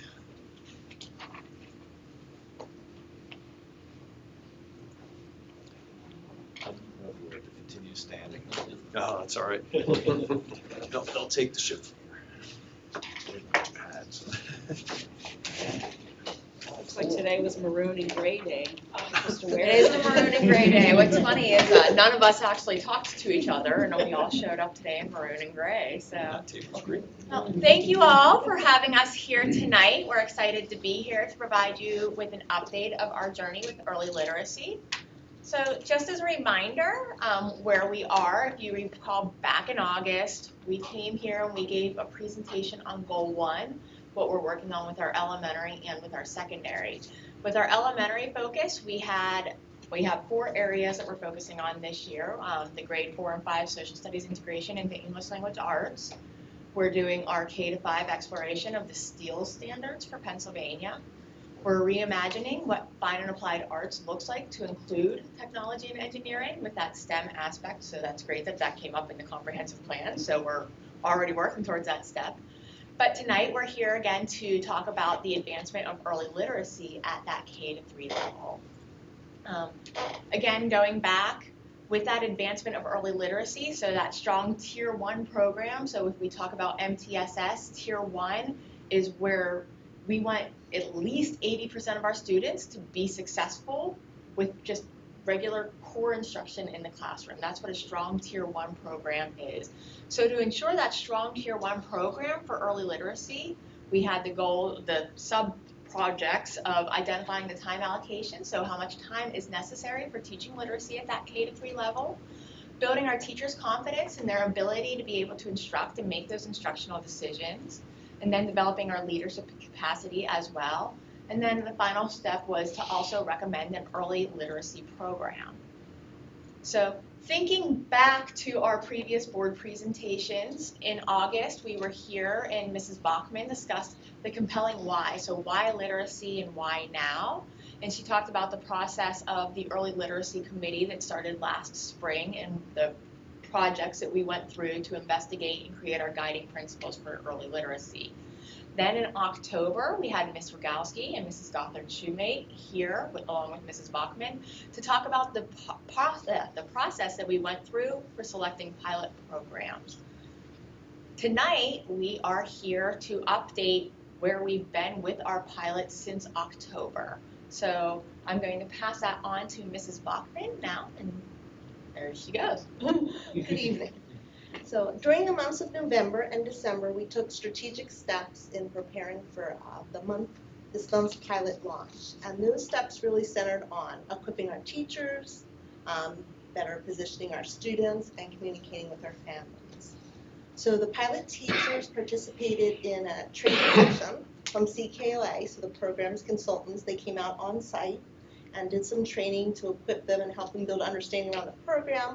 And then there was some collaborative planning time afterwards to continue to dive into resources. And that training happened alongside our primary principals, district level administrators, and our K-3 literacy coach. A letter was drafted and brought to cabinet and then shared with our respective families prior to the winter break, sharing that their children would be participating in the pilot program. Mrs. Morris, our K-3 literacy coach, began working closely and continues to work closely with our pilot teachers. We identified some areas where we could better position our teachers and our students for a more seamless transition. So for instance, accelerating and previewing some instructional routines and some prerequisite skills so that they could better meet the rigor of the CKLA program. So we began our launch right after the winter breaks. We're about a few weeks in, and it is delight this evening that we'll have an opportunity to hear from 2 of our pilot teachers so they can share their firsthand experience. So we have with us tonight Mrs. Heather Snyder, who's a first grade teacher, one that I've had the privilege to work for. It's been quite a while. Just a few, maybe decades. I'm not that old, but yeah. But, Don't add that decade. no. She was my student teacher back when she first started in the district. And then we have Mrs. Kara Goldsboro, who's a second grade teacher, and she is, year 3 here in the district? Year 3. And it's been an outstanding addition to our Wildcat family. So with that said, let's hear about, give you some insight into the pilot program from a teacher's lens. So before you jump in, can you just remind us, you didn't do it across the board, you picked specific teachers in all of the buildings or in certain buildings? Great question. So we have 8 pilot classrooms represented across each of the primary buildings. Okay, and So it covers, kindergarten, 1st, 2nd, and 3rd grade. okay, it covers all 4 of those. Okay, great, thank you. Sure. So, hello everybody. I wanted to start out just by saying I teach 1st grade. I'm at Shepherdstown. There are some familiar faces that are around the table, but I wanted to say thank you to everybody for giving us the opportunity to come in and give you a teacher perspective of what the pilot program is looking like.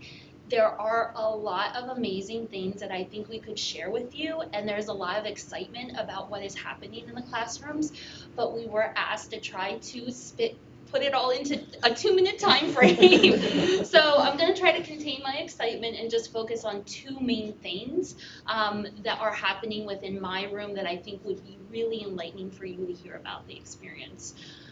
There is a slide. Oops, sorry. Thank you. You're good. So what you are looking at up on the screen right now is an example of some work that has come out of my classroom from our CKLA knowledge program. The pilot classrooms are using both the knowledge and the skill programs, and I want to share a little bit about each, but I'm going to share first just with the knowledge program. To understand why what you're looking at is so amazing, you need to know a little bit about the background of what my classroom looks like. My classroom is a very diverse classroom. When I say that we're diverse, I'm not talking about cultural or ethnicity. I'm talking about student representation. My classroom has a makeup of all of the variety of students that we service here in our district. We also have a variety of abilities. So I have students who are of the higher need ability, and I have students who are of the very capable ability, and I have everything that's in between. So when you know that, and then you look at this, and then you think about how this was completed, you'll understand why my excitement right now is really hard to contain. This was a student project where students worked together in small groups. It was a midpoint pausing check for what we had covered so far within the first few lessons of our knowledge program. We're learning about the human body. We covered the first 5 systems of the human body, and then we kind of did a temperature check. What this project looked like was me supplying students with poster paper, markers, art supplies, and space. This was very hands-off as a teacher. The students accessed resources in the room that were part of the lessons to this point. They were accessing vocabulary cards. They were accessing library books that were brought in that aligned with what the content was that we had covered. But even more, they were accessing each other. So they were working. And I think there will be a chance for some to come and visit. That's a big deal for my classroom, to be able to work together. And when we're looking at that, we're talking about the social emotional skills that make us good humans. So we're moving beyond just the academics of a program. We're moving into what we need to be able to do to be successful as adults in society. And this is the result of that. So students were using the vocabulary, they were working together, and in the end, they had these posters that they then presented to each other so that the group that had each area was also then becoming the leader and sharing for the other areas that worked on their own topic, and those groups were taking information away on a note taker from what others were sharing. So it was an all-encompassing project. In order for the students to be successful with this type of activity, the flip side is the CKLA skills. The skills program is what's giving the kids the confidence and the skill and the ability to be able to be successful with a project like that. You can't put a value on that experience. And if you walk into a classroom and you get a chance to see the first graders, what you're going to hear is them talking about what they've learned. I have kiddos who every day we are dealing with a behavior of some sort.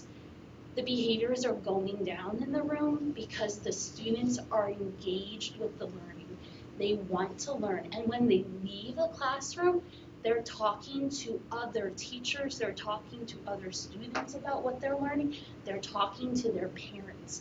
I have parents who have reached out to me through Seesaw and have said, I can't wait to tell you what my child came home and talked about. I had a family over the weekend who sent me a video of their child reading. And what they shared was, this is one of my most reluctant readers, what they shared was that they asked if they could be recorded to send a video of them reading. And the book that they were reading was not an easy text. And they were attacking the words that were even larger than what they've had the ability or exposure to date. So that's what we're putting into place.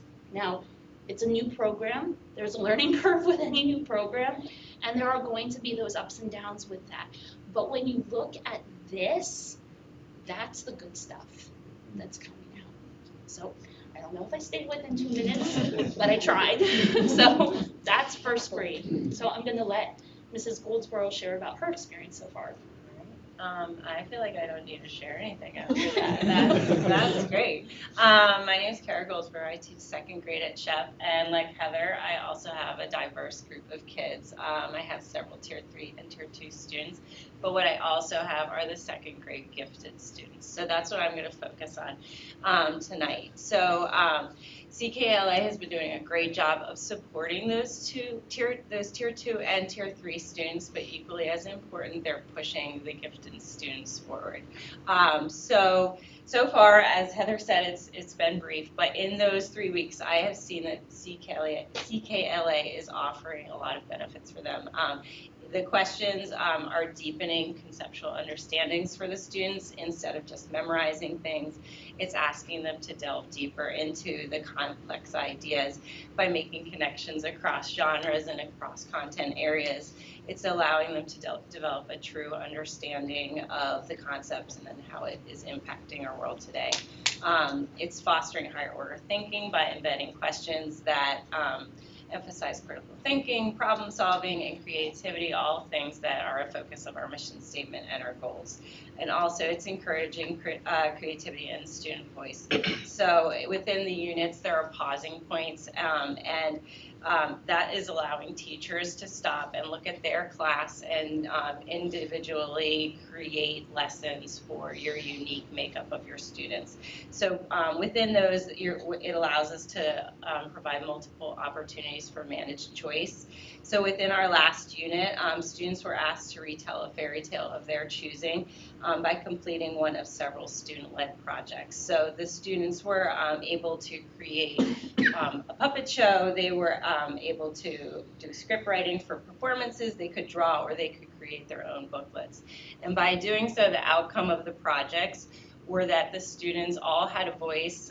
It showed that they had correct use of above grade level language and a deep understanding of the concept. However, as Heather said, more importantly, the students are extremely proud of their work. They're excited to share with their peers, and time again, they're leaving the classroom, running to any adult they can find to tell them about Paul Bunyan and John Henry, and did you know, did you know, did you know? I've heard from parents on multiple occasions that the kids are coming home to share their classroom experiences. They're asking parents for more information. And while talking from the teacher lens is super important, I'd be remiss if I didn't share what one of my students told me today. He shared that when he had previously practiced skills in ELA, he often felt like a scribble spot, if you're familiar with those, because he was overwhelmed with the tasks and the constant repetition. He was frustrated and he felt bored at school. But he shared that today he comes to school feeling like a green, peaceful spot, and he enjoys the lessons. He feels challenged, he's excited to find out what happens next, and is using skills to create projects at home and to dig deeper. He's very excited to learn more about reading and writing. So I think that CKLA is definitely an investment in our future of our students. It's providing appropriate challenges and supports for all of our students, and we're helping these students unlock their full potential for tomorrow. So, thanks. Definitely sounds like all the students have gained a lot of confidence in themselves. I'm happy to hear about the gifted students that are in your class too, because I think when we're talking about, I've written that down from my question was MTSS and gifted, because you know, when you talk about tier 1, it doesn't, it's not a bell curve if you say the tier 1 is the 80% group, right? Like there's the group beyond that. So the understanding that there's more differentiation there for them, that sounds appealing overall. So. Often the projects are very open-ended, so it keeps the kids moving forward on their own levels. So while one student can demonstrate their understanding with something very basic, the gifted students can continue to talk about it, to write about it, and then they can find different resources and include that in their answers. So it's just pushing everybody forward with the same open-ended question. With the posters, I imagine you said you had the students working in teams, is that correct? Mm-hmm. So some of the students would say, oh, I'm going to research, and some said, well, I have to get handwriting, I'll write, and others were good at art. They kind of just collaborate on those posters? Or? So anytime when we do an experience, we always have that conversation of what it will look like when we get to the task. So there is a modeling, lower level ages, we do more modeling so that we set them up for success right from the start. So we had almost like a class community meeting. We talked about, here's what we're going to do, here's our materials, here's what you can access in the room. But then when the kids got together, they worked to decide who did what. And even when you look at some of the pictures, there were things that I didn't understand, but when I talked to them, one of the pictures for the circulatory system is like a wave that's a little rainbow wave, which rainbows are everywhere in elementary classrooms. But what they were doing was showing the heartbeat rhythm. And they said that's the heartbeat rhythm of the circulatory system. So they went even so far as to be able to like put little things of their own decision in nature into those posters that weren't even part of that class conversation. So can you give one example comparing your experience the last couple of weeks to a year ago's class? Like, could your class a year ago done the project as well as you've done it this, or what made this experience so much better than what you were teaching a year ago, I guess? I think part of it is that the project in itself as like the scaffold or model design, projects like that have always existed. The difference is the content that we are covering is so much more engaging to the students, and they are learning things that while we might think they know, it's very novel to them. Part of one of the lessons when we were working with the circulatory system was we had students bring in stethoscopes.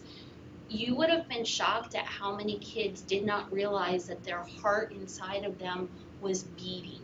And for them to put on a pair of stethoscopes and listen to not only their heartbeat, but the heartbeat of somebody else, it's things like that that are what makes what we have seen so far so valuable. The experiences that are being brought are novel, engaging to the kids, but also real world topics. Body health, understanding, nutritious eating and exercising, which is what we're working in right now. That's good stuff. So there's value to it beyond it just fulfilling a task. They're learning good stuff. I think it's great to first see the excitement on your faces when you're explaining it, and then talk about that it's going beyond the classroom, that it's going home, that the kids are continuing to work on it and continuing to develop it. I might be stealing your thunder a little bit, but so what's next? Two questions. One is what's next? You know, where is this program going? But before we get that, what do you see are some of the challenges that you still have to overcome? Some of the things that you're still encountering that you still have to continue to work on? No, go for it. Okay, I think that one thing is that it is such a great program. I think it's finding where our art of teaching is going in, and there are great opportunities for that. So going over the lesson and finding those spaces where we can get kids up and moving, where we can have them utilizing those engagement strategies. And the lift isn't there as much for teachers anymore, which is great because we have this fabulous content, these great stories, these engaging lessons, and we can stop and say, hey, I know that this is going to work great for the students, so we're going to have them, you know, doing think, pair, shares this way and having them move and doing walkie-talkies around the classroom, where we're not spending our time trying to create the lesson and do what's best. The content is there, so that lift is not as heavy. So I think over time is just really thinking of those ways and being, you know, forward thinking on that and really taking it from this level and just making it great. And I would like to add on, when we were looking at Dr. Witz's presentation and he was talking about all of the different domains of the bucket, I think this program hits at each one of those domains in its own way. You're looking at not only student and academic growth, you're looking at the behaviors that can change because students are engaged and they want to learn and they're learning new things. You're looking at teacher wellness and the fact that they get to be teachers and not researchers. Like, we're not looking for the things that we need. We have the things we need, but now we get to look at the art of being a teacher. All of those things are going to be hit with this kind of approach. And then, Mr. Bradley, we will be getting to those next steps here in just a few moments.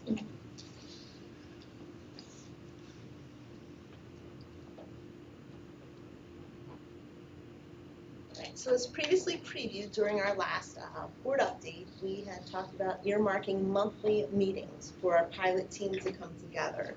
So we met last week and we reflected through the 3 C's. We explored initial celebrations. We looked at challenges we've been encountering in the pilot and also some curiosities. So across the team, celebrations, as you've heard already shared this evening, was student engagement. At every grade level, they spoke to student interest and engagement around the rich content and the robust vocabulary. I was in a kindergarten classroom, because we're out and about too, and Mrs. Woodall's going to speak to that in our classrooms, and students were enthralled 2 weeks ago talking about the parts of an eye. And, so we've talked about that, and the other thing, 3rd grade mentioned specifically the opportunities. They are super pumped that our students have books and pen in hand each and every day in the literacy block. Challenges, right?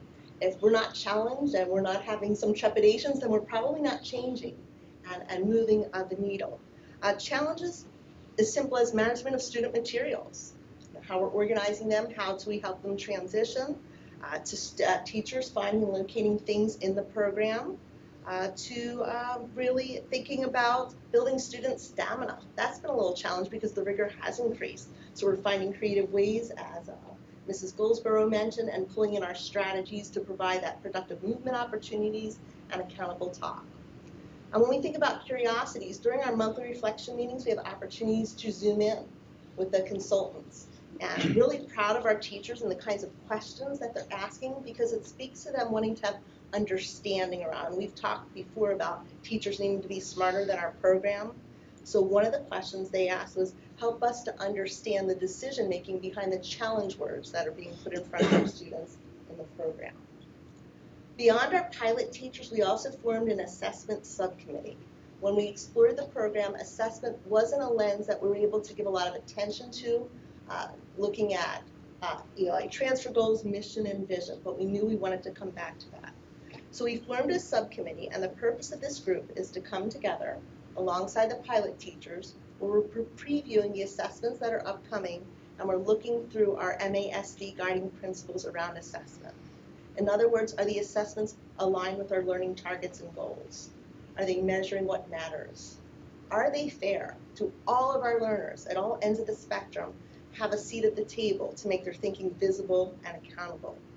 And that group, as our early literacy committee group, is made of diverse stakeholders. We have learning support, reading intervention, gifted, and special ed on the committee. All right. So with that, as we said, our teachers, our leaders, we're smarter than a program. We need to be smarter than a program. So I didn't realize how obnoxious those firecracker animations were until now, seeing it on the big screen. But you know, we are also working to build our teachers' confidence and ability to make those instructional decisions. As Mrs. Goldsboro said, there are pausing points in there where you as a teacher can sit there and think about what will best fit in here to help my specific group of kids, or what engagement strategies do I need to use to help my students really make this learning concrete and make it stick. So how are we building their confidence in being able to make those instructional decisions? And then also developing the leadership capacity for our leaders so they can help lead our teachers. So on January 21st, our in-service day, the teachers at the K-3 level sat through their first professional learning on early literacy, focused specifically on how the brain learns how to read. And then we have plans for going steps further with that to keep developing their knowledge. So in March, we'll be coming back with more professional learning to, again, build that capacity of our teachers. Our administrators have been going through monthly sessions at their primary principal meetings, again, to develop their capacity on, they did the session on how the brain learns how to read probably back in October, November. So they've been doing monthly sessions to build their capacity as well. And then thinking ahead of what our next steps are. So as Mrs. Bachman mentioned, the monthly reflection meetings with our piloting team and our leaders and our assessment subcommittee. Those reflection meetings, we're gathering qualitative data that we're going to be looking for themes and looking for just generalized trends, and bringing that information back to our entire early literacy committee in late March. But we're also going to be holding on-site visits with Amplify, their consultants, where they're going to be coming in and again helping us to see, again, what's working well, what are things that we might need to tweak. On top of that, leadership just being in the classrooms to help support our teachers. I know Mrs. Bachman's been out quite a bit. I have some visits scheduled on my calendar for the rest of this week, and then just continuing to go into the classrooms to see all the wonderful, great things that are occurring. So just being a presence there to help support our pilot teachers. And then, again, as I said, convening that early literacy committee to synthesize all of the work and all of the information that we're gathering from those monthly meetings to make a recommendation coming forward. So we don't know yet where we're going to go, but March we're going to hold that meeting to say, is this the steps that we're going to take? Are we going to continue down this path of CKLA? If that's the case, we'll be coming to the board in April and making that recommendation. If that's not the case, then we're going back to the drawing board to reevaluate. So that helps to answer a little bit of what the next steps are there. So with that, do we have any other questions? I have a nephew that's in first grade at Upper Allen, and I sat down with him at Christmas. I said, so do you know how to read yet? And he goes, no. I said, you're not learning to read. And he's like, no, because all we do is play games on our iPad. And I said, well, what kind of games are you playing on your iPad? And he's just being really silly. And I'm thinking, I hope those games are teaching him how to read. But he's like, no, I don't know how to read yet. I'm like, so that was just fine. Just wait till next Christmas. Right. He was just being silly. I'm sure he's doing fine. I think this is exciting because I think it shifts the dynamic of the classroom from, Oh, yeah. lack of a better term, like preaching to the kids or hey, you have to memorize these things. I'm thinking back in the day, the old way of teaching, and it's actually encouraging the kids to almost like teach or take ownership of their education process themselves too. So you're giving them the materials, you're giving them the framework, But that's why, I think that's why they're excited about it, because it's something they do. It's not just something they're sitting there and absorbing and being required to memorize. So I think that's just exciting. I mean, anytime you get a student to be inspired like that and go home and tell their parents about what they're learning, that's cool. So that's exciting. My question is, the next steps, I appreciate the reflective nature and the like checkpoints on everything, but what does that mean for 25-26 school year? Eight classrooms still, or all classrooms? If the process goes through where we say this is what we want with CKLA, then we would be bringing a proposal for the purchase for all classrooms for next year. So as part of the budgeting process, I am building into my budget the funds of, if we were going to go with this, this is what it would be. If we are not going to go with CKLA, then again, it's going to be back to the drawing board, but for next year, it would look like we would continue with what we're currently doing with foundations and our curriculum that we currently have. And do you think beyond just budget timing, let's say that got approved, that the timing would still work? Yes. Both training and feeling Yes, comfort level? we do have again, we're preparing. Yeah. Where the training days in the summer are going to be for CKLA training. So the teachers across the board would have the initial training that these guys went through for their first back in December. December. So we would have that training, and then the second day would be for them to get into the materials to start doing some of that planning at the beginning of the year. That's in June, and then in August, setting aside some of the professional learning days in August again for them to continue getting into the materials to be able to plan out.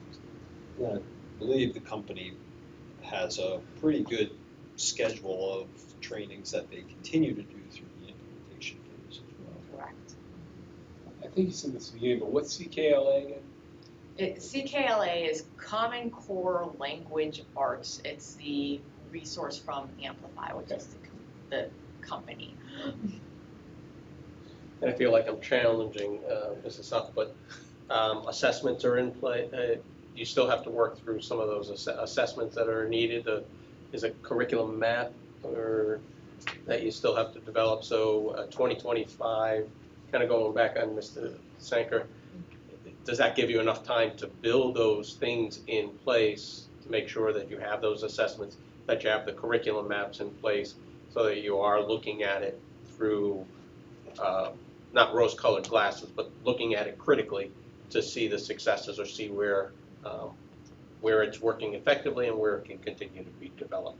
So the curriculum maps are, like, that was part of one of the things that we went through, is to make sure that a program that we would look at is aligned to our curriculum maps. So we do not need to change our curriculum maps. The unit levels will need to change, but we're going to be utilizing that program for the unit levels. And then, as we go through it, then as we write we'll write our unit levels alongside as we're going through it, because ultimately we're going to go through it and say, oh, this doesn't really work well. Let's tweak that, just like you would with any curriculum that you are teaching at the unit level. You start to teach it and you're like, I thought that was going to work great when we wrote the unit, and it didn't really work out as planned. So being able to make those tweaks at the unit level. Okay, great, thank you. So much excitement. I want that to be out for everybody. So some questions are about, like, how soon do we do this, right? I'm not an emotional person, but I almost had a tear in my eye. I was like, oh, like. I think the other thing, I'm just going to add a little bit of a teacher perspective to that question. One of the things that was strategically planned was to try to make sure that there was representation of pilot teachers in all the buildings. So by doing that, it's also provided a resource for those teachers that are then coming on for next year. So we're not going to have the answers to everything, but some of the things that we're kind of like figuring out right now, we'll be able to say to those teachers next year, hey, this is why that is, or this is where you look for that. And that's going to reduce some of that struggle that a new program would have in any capacity. So I think there is very good reasoning behind that. Building experts. I wouldn't say expert, they're still learning. We will just bring the cheer to the Yeah. situation. Ernest, you were gonna jump in. I was just going to add, similar to that, they were strategic in building in opportunities even during faculty meetings to provide updates to the faculties at large. So while it's only in 8 classrooms, there is information being shared throughout the whole entire process, so everyone is up to date. And I would also argue that their excitement is not just here, it's also in the informal conversations that they're having on the daily with their colleagues. So they're getting daily insight as to what's going on in these classrooms and getting a feel for what it could be in their classrooms. Probably a little bit jealous at times because of the excitement that you saw tonight. Further questions? Well, thank you for the excellent presentation and excitement in it. And the great Amazing. job that you do. Yes. Thank you. Thank you to everything that you do too. And you're more than welcome to stay for the rest of the meeting, but I know you're all busy. We've got important work to do tomorrow. That's right. Run. So, Thank you. thank you very much for spending the evening here. We'll move on to item 4.03, instructional calendar update. And before I turn it over to Dr. Pitts, I just want to say, as went out last night, we're going to have a very brief executive session after this meeting just to discuss the impact of personnel on this and where that's at. So if any questions come up about them, just jot them down and then we can discuss that, as we typically do on personnel issues. So I was back here talking about this probably about a month or so ago after we had wrapped up the committee meetings. We had a group that got together that included teachers, support staff, parents, administrators, to be able to talk about what is our vision for the future of the instructional calendar, and what are some of the guiding principles that we want to have as the foundational pieces to when we develop the instructional calendar. So there are some great headway towards that, and ultimately some good conversations happening to be able to make sure that everyone, including the association and the board and everybody that speaks into our professional ed committee, that everybody that speaks into the creation of the calendar is comfortable with what we're putting forward. And those conversations, we're still wrapping up some of those. So with that, we don't have the full calendar to share tonight, but we did want to get out some of the important dates a while and make sure that the board was comfortable with us putting these out for everyone to be able to know, because it is a little bit of a change. Not unprecedented, but a little bit of a change.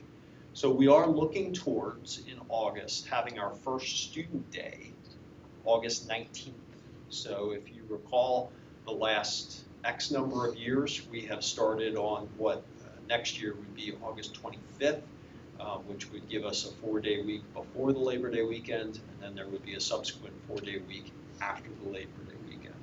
There was a time, several years in a row, where we did start this prior week, and actually many of our local neighbors also start this prior week, either on the 18th, 19th, or 20th, some maybe even the 21st, and just having a 2-day week. But we are looking to move into that prior week for next year, and having our staggered start for elementary being that 19th and 20th, which moves our staff week into the week of the 11th there. It would be 12, 13, 14, 15. And you can see the 4th, 5th, 6th, and 7th, that would actually be new teacher induction. So we're still able to keep all of that within the month of August, which was something that the committee definitely wanted to see and that we thought was important as well. But we are looking to start that week earlier. And again, that's really kind of the big piece that I wanted to be able to get general consensus tonight on the comfort level with that start date, so that we can begin putting that out to people to know for planning purposes of what that's going to look like. So why are we moving it up? Because if you remember, one of the other guiding principles that we had was the committee said, how can we move the last day for students as close to Memorial Day as possible? So this actually allows us to have the last day for students to be the Friday after Memorial Day. That would allow, from the secondary perspective, for example, after Memorial Day, they would have their final exams and those kinds of things on the 26th, 27th, 28th. But the 29th would be our last day for students in May. So if my 6th grader asks me, or the people in the faculty in my neighborhood ask me, how many days am I losing this summer? And I guess the other half is you have to at some point adjust. So like we're compressing this summer, but we're picking up, like in the future, it'll kind of return to a more normalized whatever the break is, right? I mean, it's fair to say that you're probably 4 days shorter this upcoming summer. But you're getting out in May instead of Now in June. May. Yep. But I think people are gonna be upset if they, it's vacations and stuff like that, but that is what it is, but I think you can rebut that when you get out earlier. I'd rather vacation earlier in the summer, not that I'm that prepared to organize it that quickly, but, what is, the Christmas or the holiday season look like then? 'Cause I know some parents were concerned about spending time with kids for 2 weeks. Yeah, that generally we've only had the 2 weeks when it falls on a Wednesday. Okay. And next year I think we're on a Thursday, so we'll be on this, but I think it's Wednesday, Thursday, Friday of that week. So we would be in school Monday and Tuesday, and then so a week and a half. Yeah. A little bit of that too. So one more slide here. I thought, yeah, I did.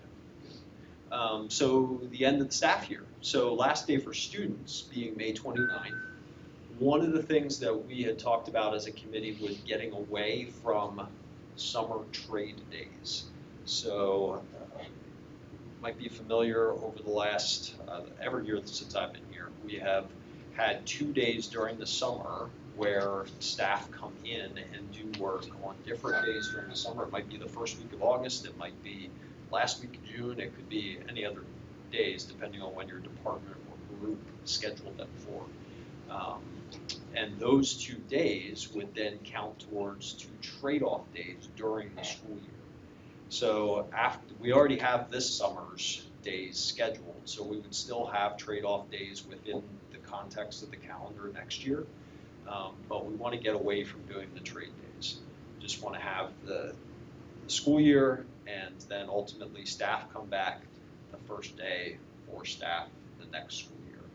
But there is value when students are gone, when the school year for students is over, of having staff here to be able to do some of the kinds of work and training that we were just discussing.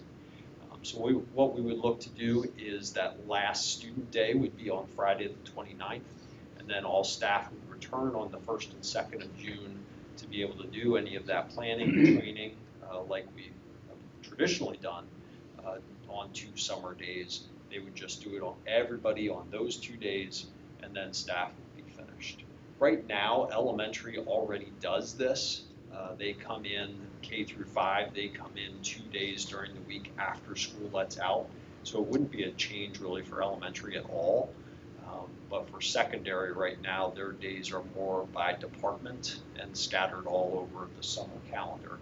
And I will tell you that maybe not every person, but everyone I've talked to is happy to not have to schedule that or schedule around it. That was a resounding theme That was of our department coordinators.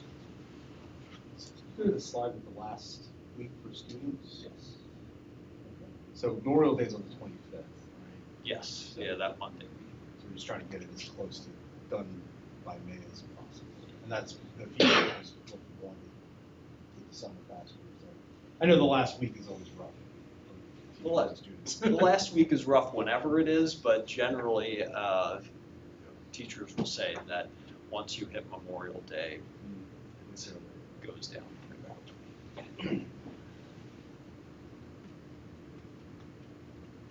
So if there's general support for the start date and end date, again, we'll have the rest of the calendar to be able to share soon. But because I am sure, as you said, Mr. Kickline, that some folks are looking for these dates. I know usually we start getting the emails around now. Hey, did you pass the calendar yet? We want to schedule our vacation, etc. We'd like to be able to publish that date to families and say we're going to start on the 19th, and staff to say they're going to start on the 19th. When do you think you're going to have graduation then? Because yeah, Mr. Reedy was talking about that, and it's something that we would look at a little bit more. In all likelihood, we'd probably look towards the 29th as being graduation. There's a possibility that we would move it to the 22nd. We discussed that a little bit, but it would probably be one of those 2 Fridays. I think Not Saturday. No, we've been pretty happy with doing it Friday night and then having all day Saturday as a rain date possibility, which we haven't had to do yet. Yeah, I think 29th would work better. People are wanting to do a long weekend. Agreed. Do you see issues with the, like, not the partners that we have that are out there, not even partners, but Yeah. parochial schools, CTC, the other stuff? I mean, I imagine we have to run the buses when we run them, and it may not matter, but I thought I'd ask that. So actually, this will align us with probably a majority of the schools that I would consider those partners, CTC, West Shore, Cumberland Valley, our consortium districts. Right now, many of them do start the week that we're proposing here, and we're one of the later ones. Not everybody, but we are one of the later ones. But that was a topic of discussion because we said, well, you know what, if we don't want to be towards Memorial Day, maybe we should go later into June. Or we pushed the envelope. We said, should we be talking about something radical here? And ultimately in those discussions, we said, no, we need to be close enough to our university partner schedules, our consortium partner schedules, CTC, which moving into that week still actually has us more aligned. How does this align with like athletics? Does it help or hurt, or could it potentially move it more forward, even that students would be expected to be there in July? I'm just. Yeah, not much of an impact. Marching band will be there in July for their 2-week bands. Yeah, Yeah. not much of an impact. PIAA already has that date set, and I believe it's August 11th for fall sports. And again, there's many districts that already do that concurrently with their staff week.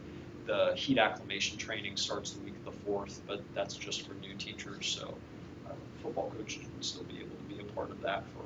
Well, marching band has 2 weeks of band camp, so it'll have to be the 4th through the 15th. Yeah, that's kind of what I was thinking. Kind of sort of things that the students cannot be in school with, it will move them forward potentially. That means they lose all of August. But students still aren't in those days, so really the only impact is which staff members are going to be available for which hours. Right. And they navigate that already a little bit in that staff week, even the next week. So in talking with Seth, it should be okay. And I mean, that's really at the mercy of the PIAA every year. Correct. On that end, and then oftentimes the band works off of that. It'll actually put us, side benefit, it'll put us in the position where we are in school by our first football game, which the last number of years we haven't been in school yet and have already had some of our competitions. Competitions generally start that week of the 18th, at least some scrimmages, if not actual competitions. So we'll actually line up a little bit better with that. How does this impact the middle school being offline this summer? You know, it's certainly something is a little bit of a tighter window, yeah. But we have been talking about in the bid the beginning of August or the last week of July, putting that in there. So I think to Dr. Vitz's point, kind of affirming is as we've looked at the plan overall, and we've been targeting early August anyway, just because we know that staff are back in the buildings usually that first and second week of August, and even in this past year or the year before that. So August is our building's got to be ready. Good questions. Is general comfort with putting that date out then? Great. My only concern would be the marching band kids that are basically lose the entire month of August, with camp for 2 weeks and then school starting, but. That's the case now, though. Well, yeah, they do, but they're usually 1 or 2 weeks later.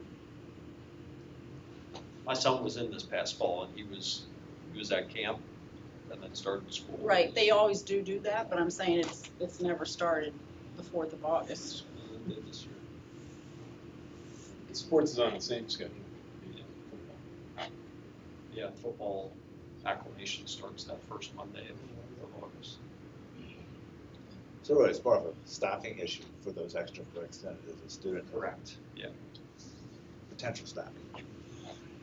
If it helps, I've lived this start for the past several years in my previous district, and we really didn't have any complications for athletics, marching band. Everybody was able to easily adjust, and kids and teachers alike. Questions? I mean, I'd be at the beach, but I don't have any kids in school anymore. So, Very good. I have the next one too, so I'll just wait. all right, so we'll move on to item 6, personnel, item 6.01, district resource officer proposal. Dr. Pitts. Thanks. Shared a little bit of a preview on this in the superintendent's report last time, and just have a little bit more to discuss with it. And it's really our next steps with continuing to resource our district from a safety and security standpoint. And just to remind everyone, why are we looking at this? Ultimately, we had the resourcing committee, and at the same time, we also had some state law change that ultimately this is something that we wanted to do, and now it's something that we need to do to put some sort of security presence within our buildings. So our options there are either a school resource officer, which means that we have a municipal officer who is working within our buildings, but they are employed officially by the municipality and working in our schools. A school police officer, meaning that it is someone that is our employee, and essentially we would have a chief of police on staff here to be able to be their supervisor. Or contracted security, where you're going out to a third party to be able to bring a trained personnel into your building. So for us, it really points back to district resource officers, continuing to enhance the partnership that we have with our municipal partners, because right now we have a great relationship with both Upper Allen and Mechanicsburg Borough, and they come to our buildings a tremendous amount and support us a tremendous amount. But by going into this kind of an agreement, now we have a consistent presence that we can count on, and that they know that there's somebody here in the buildings that's working directly with us, and is that connection, deeper connection between us and the municipality. So our proposed configuration for this is to have one officer from Upper Allen Township. So that officer would be someone, again, employed by Upper Allen, and would be working in our schools, primarily the ones that are in Upper Allen Township. And then we would also have an officer that would be employed by the Borough of Mechanicsburg, and again, primarily be working within the borough schools. So I think the question becomes, and it's something that not only is important for this group to understand, but as we continue to communicate this out beyond these discussions to parents and to students and to staff, how does a DRO fit in? What is the role of the DRO? How should staff be interacting with an officer that's now in our buildings? How would families potentially be interacting with an officer? We need to make sure that that's crystal clear to everyone, to make sure that it's as effective as possible for all stakeholders. So I think the best place to start, where I wanted to start tonight, was tying it in with our safety and security goals that we've shared with you in the past, the things that we strive to do to ensure a safe and successful learning environment. So our first goal is that physical security measures, personnel, infrastructure, and equipment, increase preparedness while considering stakeholders' feelings of safety and the educational mission of the district. This is that goal that we said, listen, we could do a whole lot of different things to ensure or attempt to ensure security for our students. But we also have a mission here of educating students. And part of that is that students are get on buses and come to us, and they're going to go out for recess, and they're going to move around the building, and they want to feel safe and that they're in a safe environment when they're walking around our schools. So we have to balance the psychological safety for our students and staff members along with this desire and mandate to have this security presence as well. So what does that look like for us? We know that we have had officers from both our municipalities already being a presence in our buildings. Again, elementary students are used to having officers come in for their smarts lessons, where either Lieutenant Curtis or Officer Friendly from Upper Allen is coming in to be able to do a lesson with students. This just increases the consistency of that presence. And we know that then we have them not only circulating throughout our buildings and campuses, but that's full-time, every school day, all year long. And we know that that's going to be present for us. It's also important to us that we have school climates that integrate behavioral health, mental health, and social services. And the DRO is first and foremost a law enforcement officer, but they're also serving as an informal counselor, a mentor, public safety educator, having those relationships. Because when you are a consistent presence in the building, you're able to start developing those relationships with kids, just as we wish for every one of our other staff members that are in the building. And as police officers receive the intensive training to become school resource officers, that's a major part of their training, is to help them understand that, yes, you're law enforcement, yes, you still have all that training, but you are a very specialized law enforcement that is developing relationships with kids in a school setting as well. So we think that this is an opportunity to continue to enhance that. Just a question on that. The word counselor, I'm wondering if there's a more general term. When I read mentor, public safety educator, but the counselor, I'm just wondering if we're communicating something beyond what we really should be or want to communicate with that word. Yeah, that's fair. There's a connotation there. There's like an advisor or just wondering about that word. Yeah, that's fair. About the same thing. That's good. So we can definitely change in our communications and trainings out to stakeholders. It's good. And while we're talking about training, I mean, you just explained a little bit more. The DRO isn't just whoever's up at Upper Allen on shift that day that comes over. Like, there is training specific to schools that both officers or whoever is tasked with being DRO has to complete, right? Yeah, we talked originally, as we said, we tried to explore all kinds of configurations for this. We talked about, well, could we rotate this and have it be somebody for a semester and then somebody different, just to continue to have relationships with the whole department. And ultimately, no, we settled on it's going to be a person that's been identified. Obviously, absences and things like that, just like we have substitutes for other positions, perhaps there would be a substitute for an absence, but it would have to be somebody that's trained. But for the most part, it's going to be the same person that has been trained and identified by the municipality. And not just trained by the municipality, though, there's some specific school training that is involved in this, right? Yes. Yep. So how involved would you be in choosing this officer to be in the schools? We haven't really talked a ton about that. I don't foresee us being tremendously involved, but it would be something we'd certainly continue to chat with them about. I think it's part of the agreement that we've reviewed that you are involved, or that the district is involved to an extent, right? So, some degree of collaboration is probably, I think, to Dr. Bitt's point, we have such a good relationship with both the chiefs and lieutenants. I think, obviously, it's their police officers, but I do think Dr. Bitt's and whoever else, there would be collaboration in that.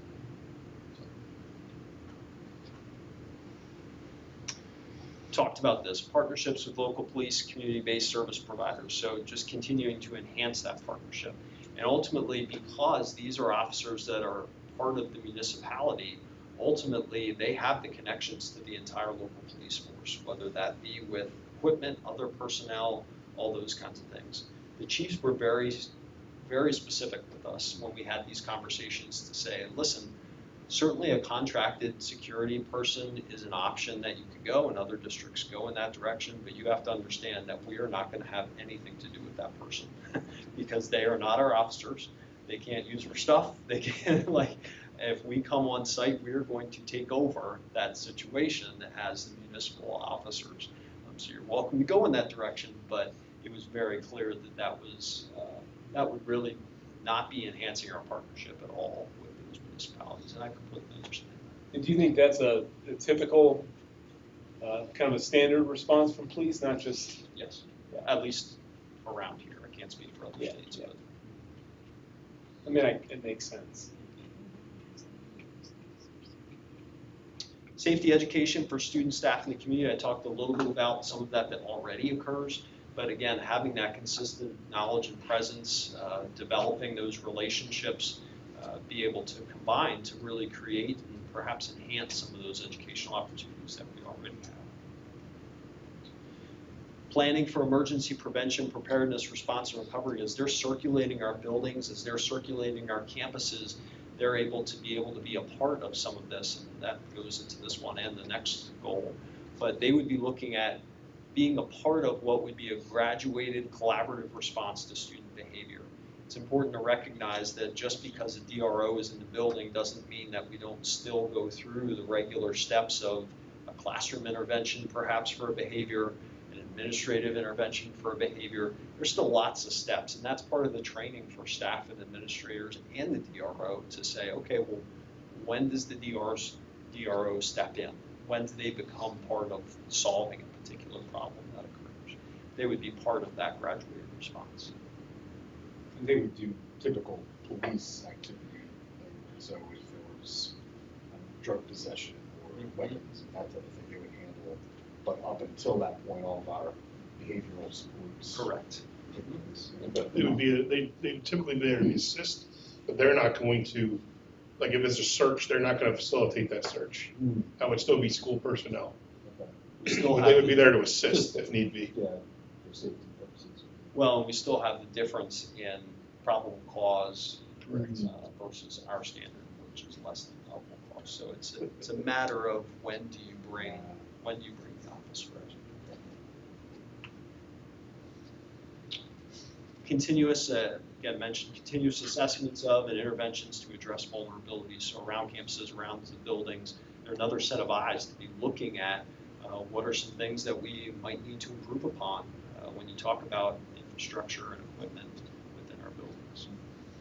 How do you foresee the fact that we're going to have 2 officers, but we have 3 buildings in Upper Allen and 5 plus in the borough, and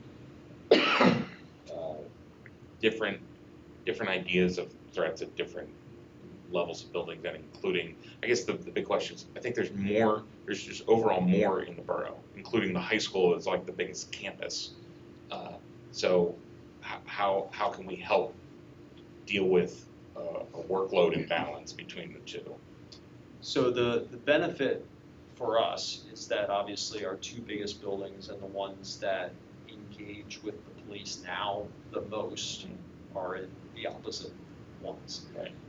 So we would really see the Upper Allen person primarily being kind of their home base being the middle school, and then being able to work with the rest of the campus there, and obviously at the borough and the high school. Now, is it still more buildings? Sure, but again, when you look at the number of Act 26s, which means we've engaged the police, it's ultimately those 2 buildings, and then the others. Do we expand in the future because it ends up being too much for the borough or so on? Who knows? But I think we're in a good place to start with the 1-and-1 and being able to focus on the 2 buildings. I mean, the unfunded mandate already, it's given us, as I would hate to have to expand based on another mandate. So, carry on what you're saying. Thank you. And then ultimately built on relationships, built on trust and respect. And I think that's where maybe that's some of the language we can pull in rather than that counselor language, because a consistent presence does engage and allow for the conditions for relationships to be built with staff, students, and administrators. families. So our next steps would be adoption of an MOU of agreement with both municipalities.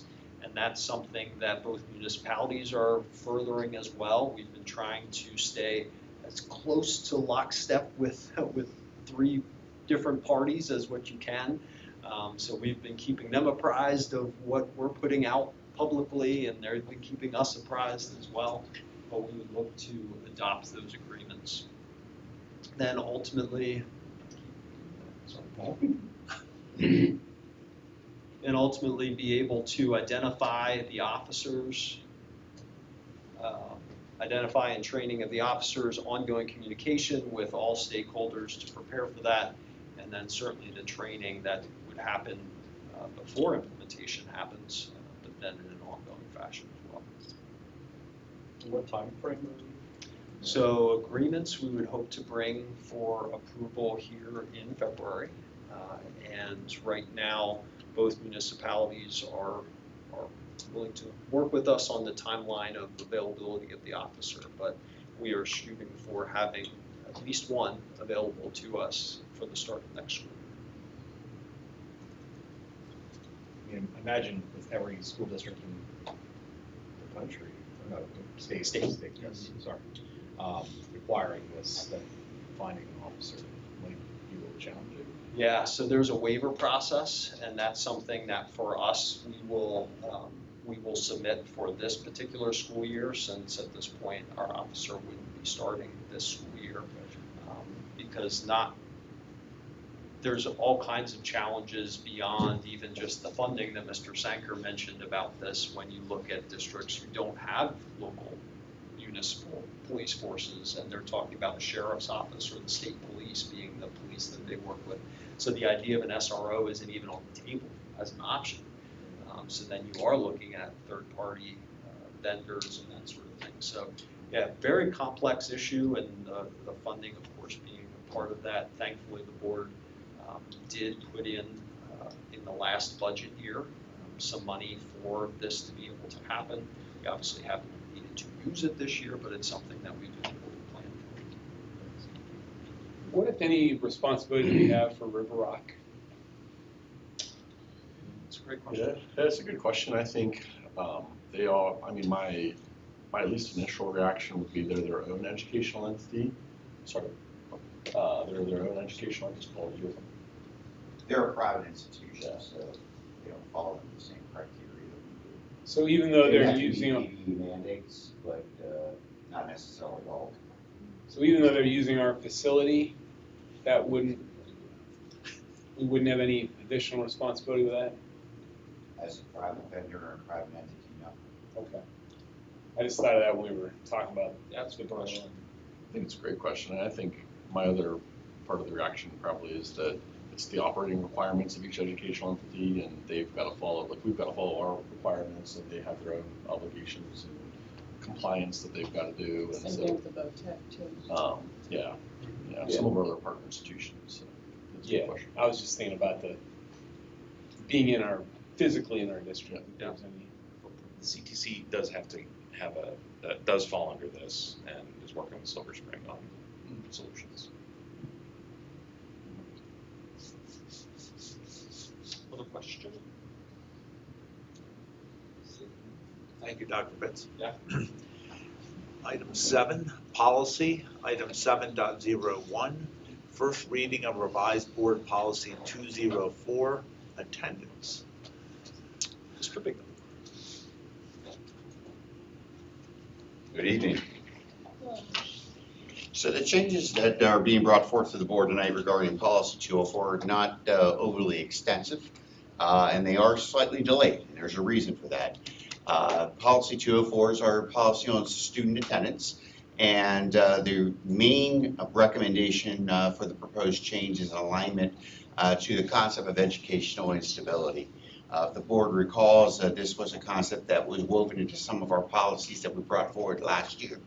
Educational instability is our response to supporting students that meet selective criteria of disruption to their educational environment, and what responsibilities we as a school district have to provide support to them. An example of this will be a student experiencing homeless or foster care who bounces from one district to another, that they're not put at a disadvantage if they come from a district that may have 21 credits to graduate, and they come to Mechanicsburg and they have 26, and therefore they have to come in and do another year in order to be able to graduate. We would develop a specific plan to support them. Students that have mental health concerns and have to be in a hospital or a clinic, when they come back, what do we do to support them in the lost time that they have based upon their placement? Those are examples of what educational instability does. So by aligning our policy to, or including the policy of the PSBA recommendation for inclusion of a statement of educational instability, looks at attendance as not being a punitive piece for students that are experiencing educational instability. Another area why we're looking at the policy was looking at the citations and the legal citations that are associated to the policy. And updating those to make sure that the changes in compulsory attendance law are aligned and footnoted and connected back to our policy and our policy statements of the existing policy. Another thing that we did, and the reason why this policy was delayed in coming to the board, is we want to take some time to look at our practices K through 12. Because although policy governs the overarching responsibilities for us under student attendance, we also wanted to look at the district magistrate's preference, children and youth involvement, because all of that is part of that truancy elimination plan or student attendance improvement plan that is now required or was required in policy. So though policy talks about that, we also have that implementation working with outside agencies in supporting of student attendance. And it also gave us the opportunity to form a committee to look at our practices K through 12 with regard to how we operate within all 8 of our buildings, which are then established in administrative regulation.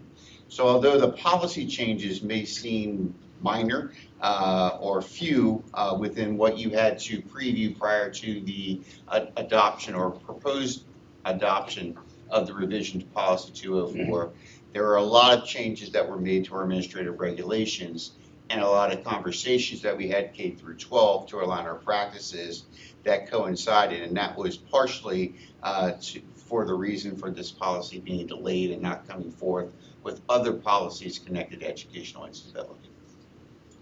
So would you characterize this as more supportive of those students in educational experiencing educational instability? We're now recommending that the change in the policy formalizing the support pieces or the expectation that our attendance procedures align with educational instability and the concept of educational instability. Yes.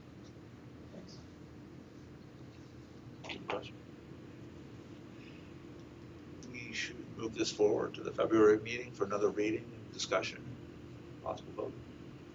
Okay, very good. Thank you much. Sir.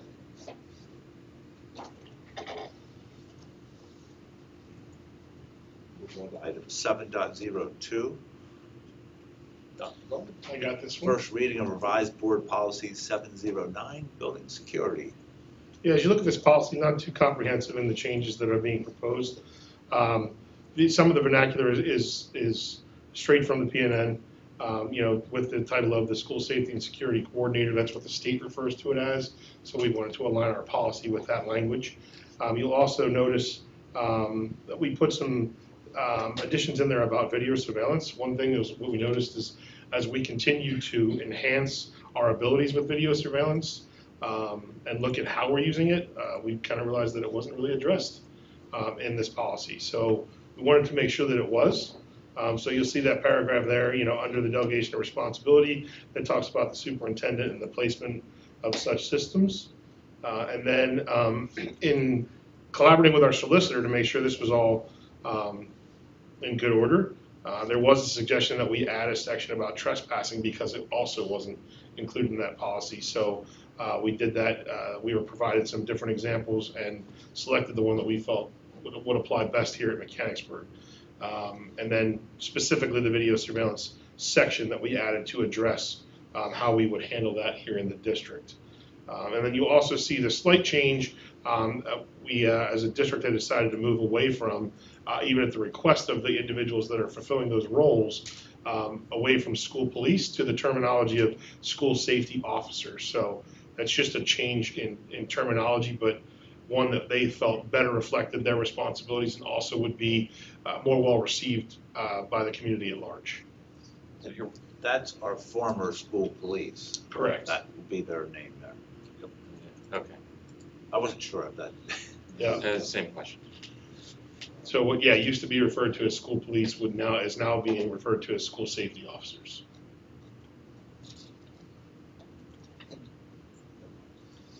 Any other questions? We should move this forward in February for a second reading. Very good. And lastly, 7.03, first reading of revised board policy 803, school calendar. Obviously, if we're going to make change, we have to also change our board policy. That's right. I'll take this one. And I think I'll just shout out a kudos to Dr. Bowman, because the fact that 3 of us are doing 3 different policies here is reflective of the job that he's doing with trying to help us get our policies continuously updated. So there's an opportunity here for us to stay on track with what PSBA is sharing with us, and he's been able to delegate those to different groups where it's appropriate, and it's working very well. So thank you to him for that. This particular one, yes, it updates this in accordance with the law changes from last year, so it's a little bit behind that change, but ultimately is updating it to the or language rather than the 180 and 990. I think it's pretty self-explanatory, but do we have any questions on that? And we'll move that forward to February's meeting. All right, very good. Meeting is adjourned. We'll have a brief